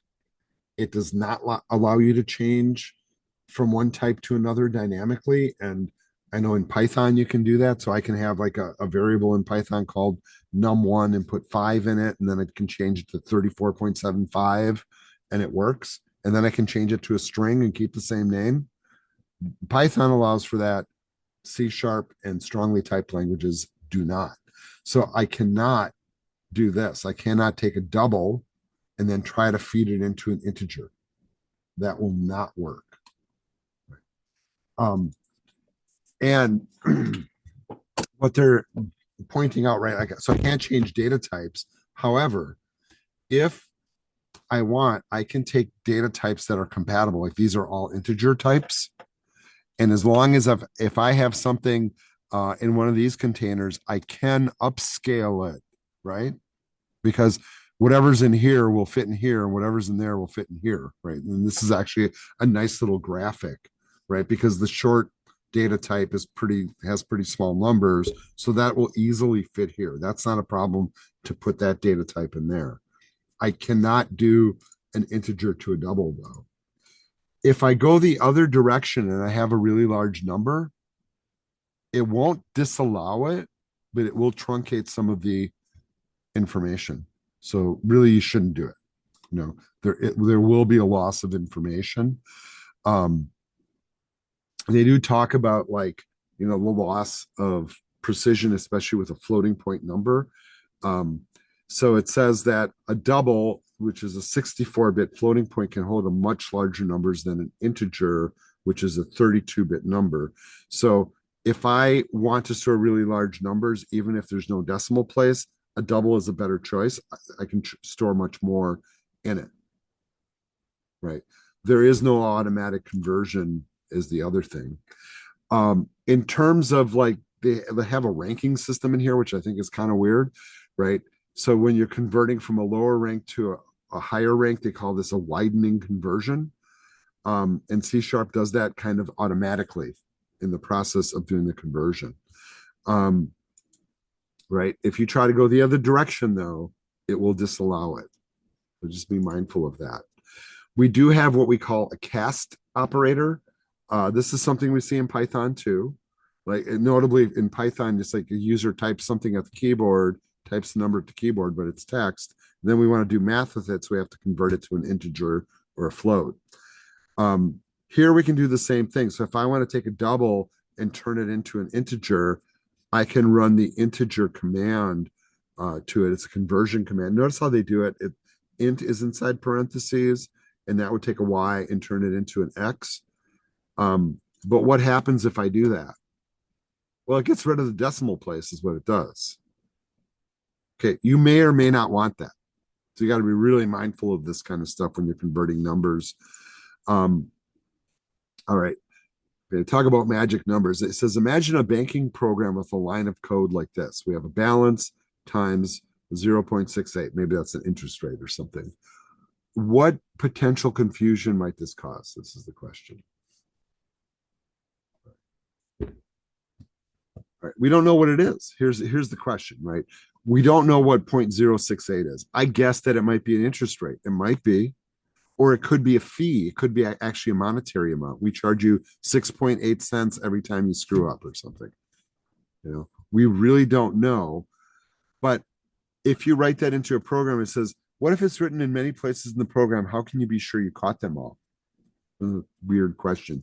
Both uncertainties can be addressed by using a thing we call constant. So this is kind of the evil twin of variables, right?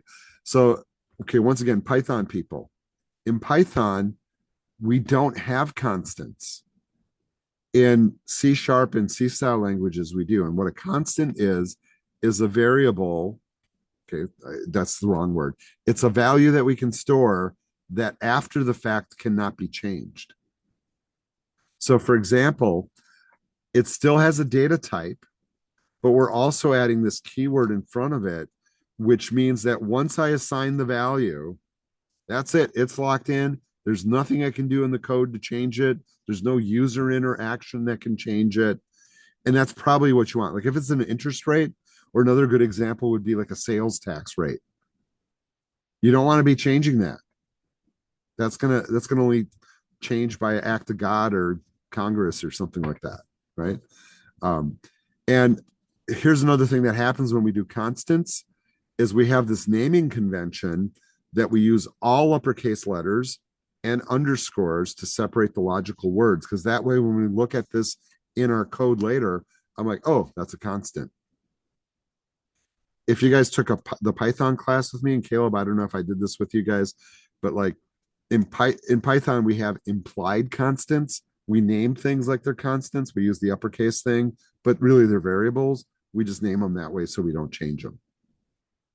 But in this language, you would not be able to change that no matter what you did. Right? So if I tried to run this code, it would underline like this. It would say, not happening. You can't change it. All right. Let's take another break here, folks, and then we'll move into the output section and try to plow through the rest of these slides. Let's make it about 5 minutes here. Let's come back at like 9:11 or 9:12. So I'll see you guys in a few minutes.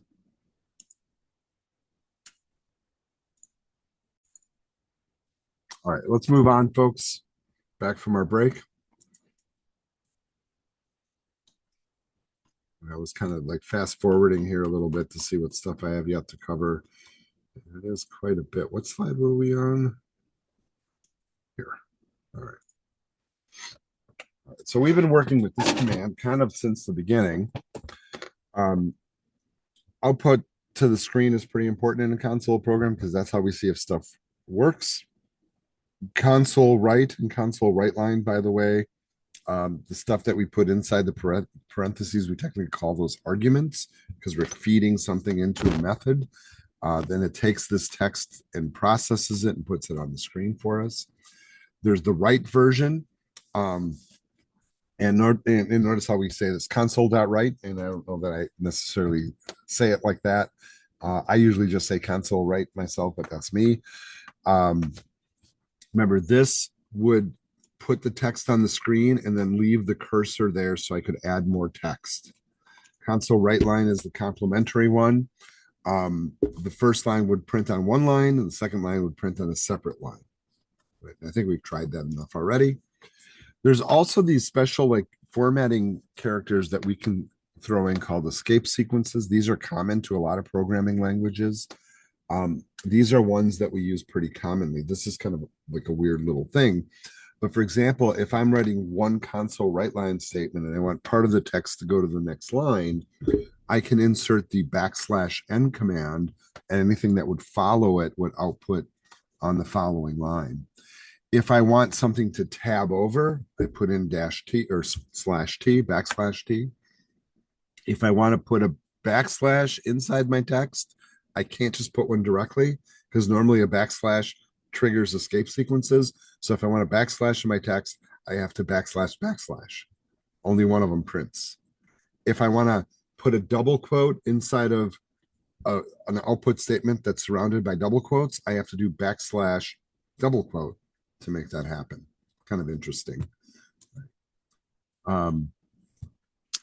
So here's an example. And let's see if I can copy this text here and just drop it in. And this one I'm gonna run. And we're just looking at the last line here of output. But I'll do an example. I'll do a /t at the beginning, so that'll give us a tab. And then here, I'll do a /n. That'll move it to the next line. You know what? And then let's do another /n here. Those are pretty common ones. Let's run that. Notice the output when it comes up. And so you can see the code. So we're looking down here. Notice here's the tab. These are our top sellers. There's a tab right there. Then I have a new line, another new line, right? And then if I wanted, for example, to put in a backslash, I would do that. Or if I wanted to put in a double quote in the middle of the word for some strange reason, I would do that. And, you know, it's kind of fun to play with those things just to see how they work. But there's the backslash and there's the double quote. The one that I do use quite a bit is I like to use the new line character. So that way I can write one line of output and cover several lines of text. I think that one's probably the most common one to use, by the way. All right, moving on. Another really important thing for console programs is to get input from our user. And normally we have to prompt our user, right? And this is a terminology we use, you know, since the old days, because we'll, for example, like here they have one that is enter pizza topping, you know, and of course it should be pepperoni, right, or anchovies or something like that. And we use the console write command to do that because the cursor, once it comes up on the screen, will sit here after this statement waiting for you to type.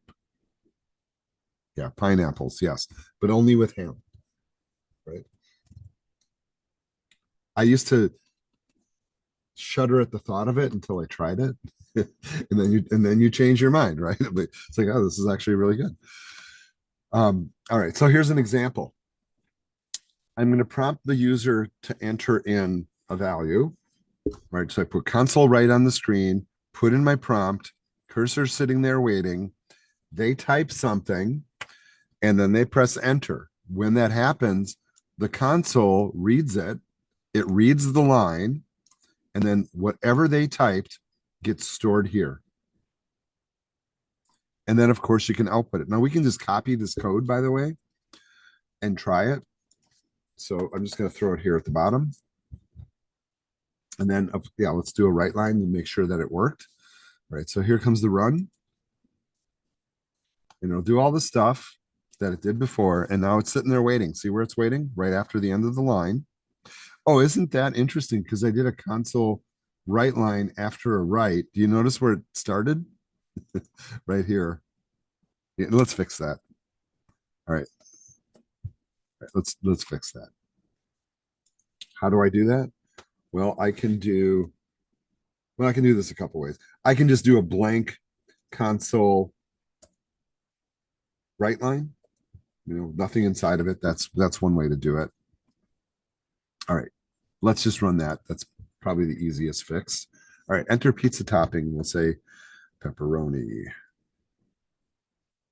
All right, so it captured it, stored it in a variable, and then I put it back up on the screen. Right. And although this is simplistic, this is pretty powerful because now we're allowing the user to interact with us. We're capturing information from the keyboard. One thing that's really important to note is anything that comes in from the keyboard is text. Even if they type a number, it's text. So that's something we do have to contend with. And I know that's coming up on the slide here. So, for example, we could also ask, enter the number of pizzas. All right. Notice that when we do the read line on it, we can store it, right? But notice, yeah, you kind of can't do that directly. You cannot directly go, like even if they typed a number, remember I said it comes in as a string. So what you have to do is you have to do a conversion, basically. So here's kind of, you know, this concept, and we were talking about this before. So I can take one type of format, which is a string, and in this case it's a string that says 1250. I can convert it to a double, but also this says this doesn't work, right? So that's not how you do it either. All right, so there's actually special conversion methods that you have to apply. So this is a little cumbersome, I think, when you're typing it out, because once again, if you're coming from the Python world and you've done Python already, what do we do in Python? We just say int parentheses and throw whatever in there, and it just works. Here we have to say convert to int32 and put the console read line inside of it. So we can just take this code, and I'll just show you that it works. Let's just drop it in the IDE here. Right. And then, yeah, let's write line it back to the screen. So let's run that. All right, enter pizza topping, sausage, enter number of pizzas, 234, and there you go. Right, but it is grabbing that text here. So it comes in as text. We run the convert command. It stores it in the integer, and then we can put it back on the screen. And notice they have to make it complicated too. And it says to int 32, not just to int, but to int 32. And then, of course, if we want to double, that's going to be a different conversion as well, by the way. Here's some of the conversion methods that you can apply, right? So you can see that you can go to double, you can go to decimal, you can take something that's a number and convert it to a string, or take something and convert it to a character, convert it to a byte or a Boolean. I'd say the ones that we're going to use here the most are basically the ones down here at the bottom. You know, the converting basically mostly to number formats from the command line. Every once in a while, we do convert to a string, right? Here's kind of an interesting one. So like if you ask a question like this, confirm order, yes, no, right? And we do the read line. Now, notice that I can use that index value system here as well. So whatever they type at the command line, I can look at the first character only, because what might they do if you get a prompt like that? Think about it. Confirm order, yes or no. Some people might actually type YES or NO, but we really only care about the first letter, right? So this is kind of a clever way to ensure that you grab the first letter. You know, you could also just give them an error message and make them retype it, or you could just be smart about it and grab the word yes or no and it works, right? You see the thinking there. There's also this kind of interesting thing that happens when you're coding, that you start getting warnings about what we call null references. And null is kind of an interesting concept in computer science, because null is essentially the absence of everything. It's not zero, it's nothingness. You know, there's nothing stored at all. And they kind of like do this thing too, right? Where they're kind of pointing out some of these commands. Like you could have these error messages that come in, and I don't know if we're getting those, right? Notice this underline here. It says reads whatever, whatever, whatever. But notice at the very, very bottom, right? It says converting null, literal, or possible null value to non-nullable type. So what it's really kind of pointing out is this is actually kind of problematic. The potential is that you're looking for something that you're not going to get. This is a really weird thought. So if I don't like type a character and I just, let's say, press enter, what gets stored? Okay, so they have a little workaround for this in C#. Right. Okay, so here's what they kind of try to point out, right? If a string isn't initialized and we attempt to use the length property, we receive a compiler error and won't be able to run our program. And this is how we're typically protected from null references, right? So they kind of point out, okay, like you did this, but you didn't put anything in there, and now this is underlining red because you can't get the length of something that has nothing in it, right? So that would be a null reference. Right. So it also says if we don't get a value from the console, so they don't type something during the runtime, and then we try to use the length property on it again, once again, we could run into issues because the thing is null. So here's what we do. We throw a question mark after something that we're capturing just to prevent errors, right? And that basically means that it's allowed to be null. So if somebody is like snarky and doesn't want to type something in, it won't break the program.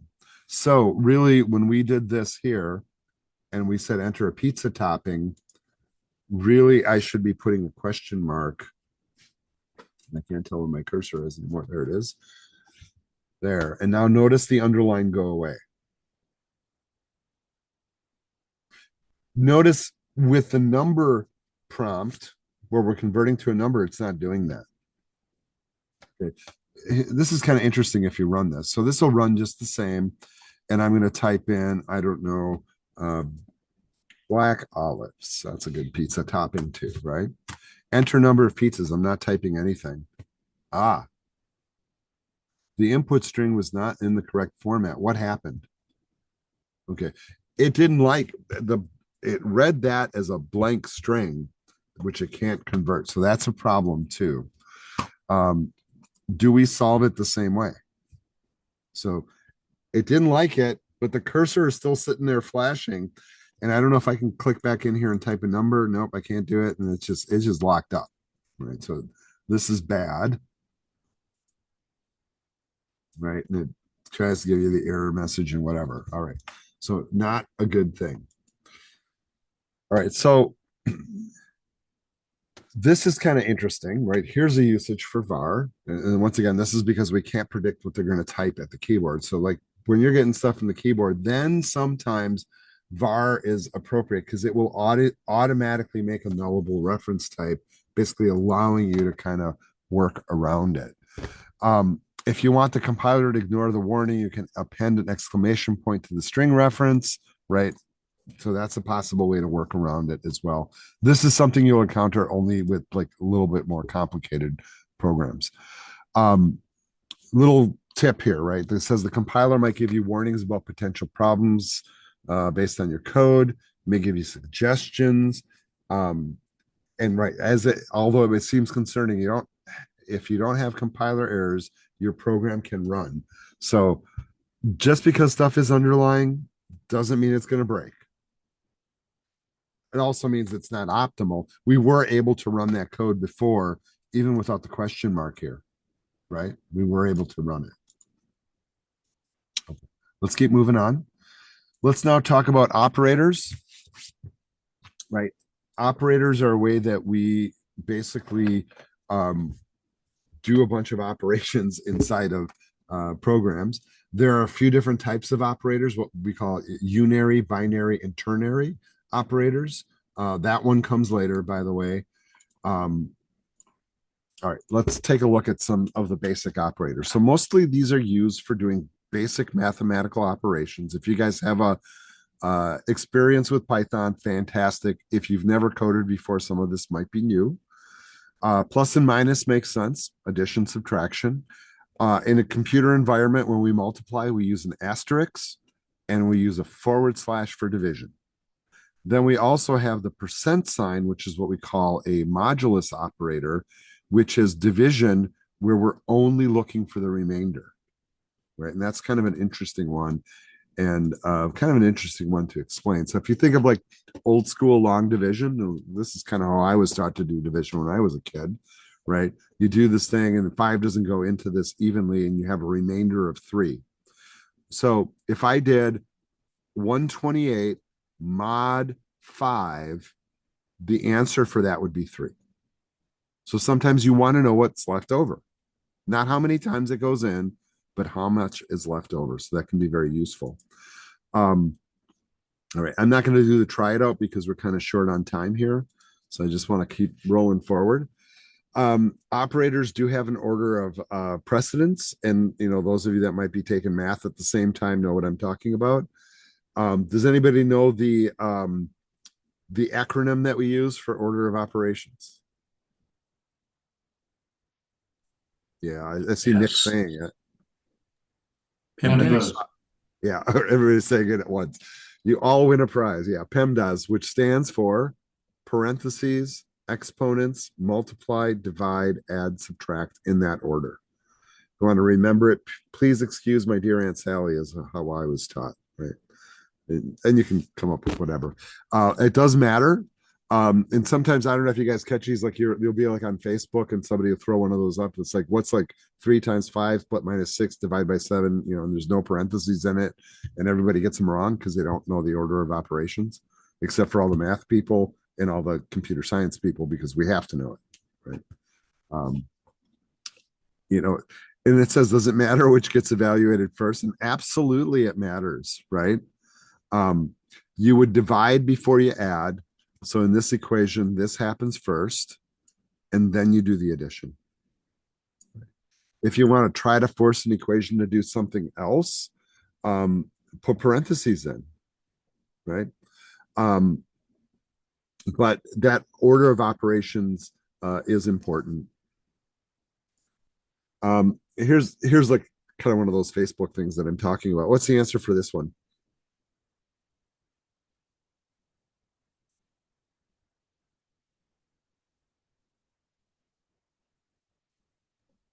Anybody got an answer? Yeah, I come up with 6.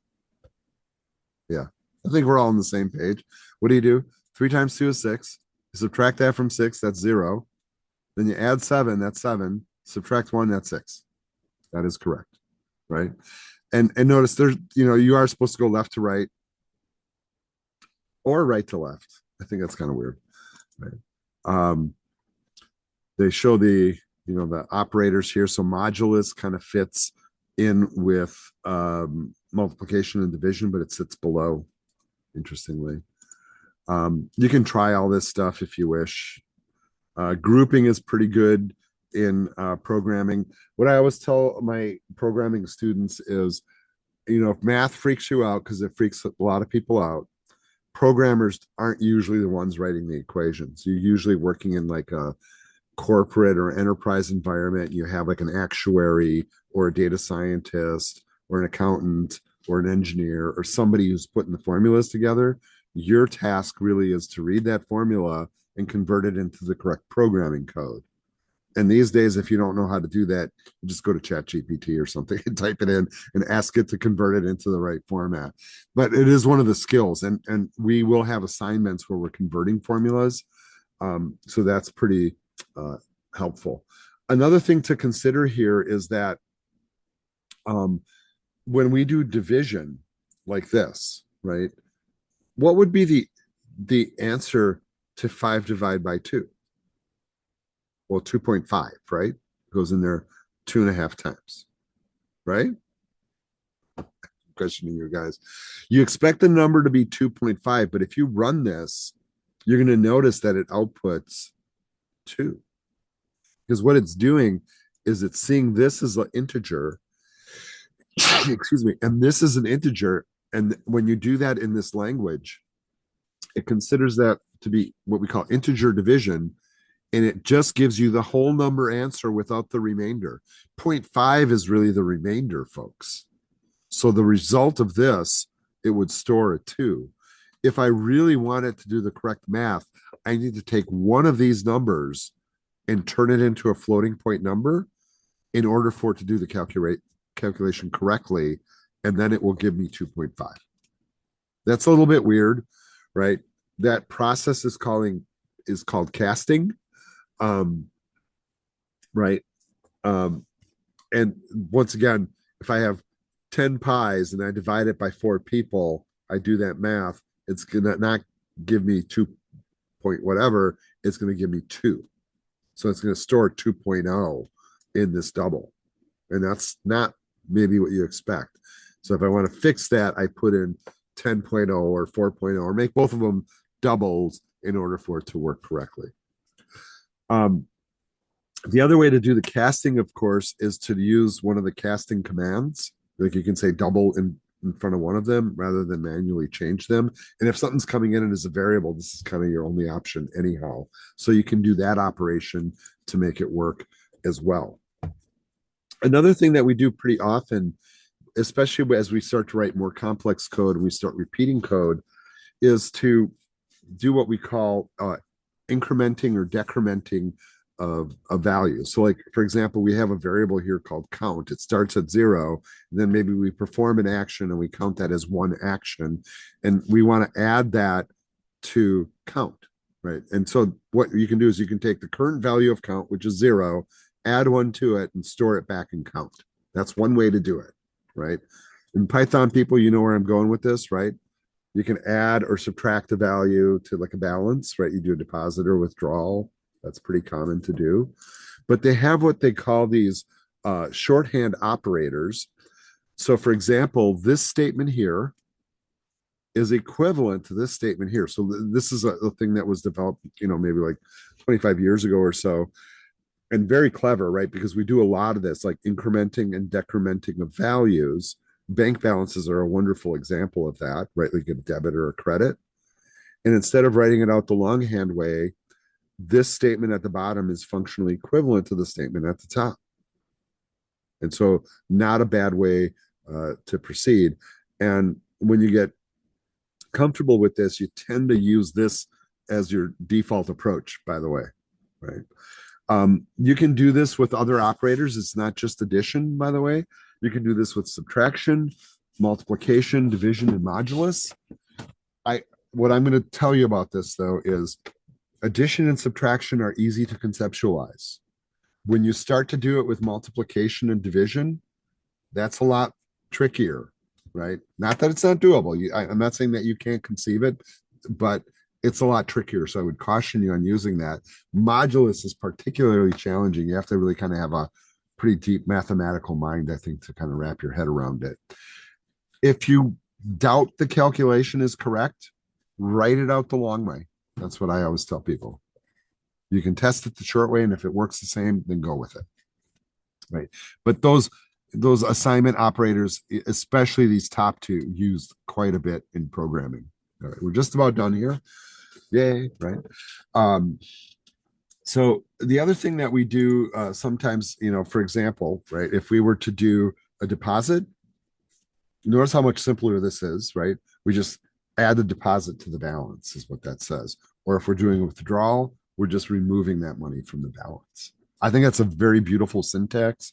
If you're not comfortable with that, you can say still balance plus deposit equals balance, or balance minus withdrawal equals balance. That's fine too. All right. Here's what we're going to do. We're going to take, let's say, a 2-minute break. And I know we're running out of time here, but I do want to kick into the first lab assignment. What I've done preemptively, because I was kind of realizing we're going to run out of time here, I'll push the session till about 10 o'clock. You guys don't have to stay if you don't want to. I'm going to try to get through that first lab assignment. And then I think we're going to save the assignment solution until the beginning of the next class session. I pushed the due dates for both back by a day, actually by 2 days. So they're due on Wednesday of next week. So we can come to class, look at the answers, and you still have a day to turn it in. I was hoping to get through the material a little bit faster, but that's how it goes sometimes. So I'm just trying to adjust. All right. 3-minute break. We'll come back and we'll work on the first lab.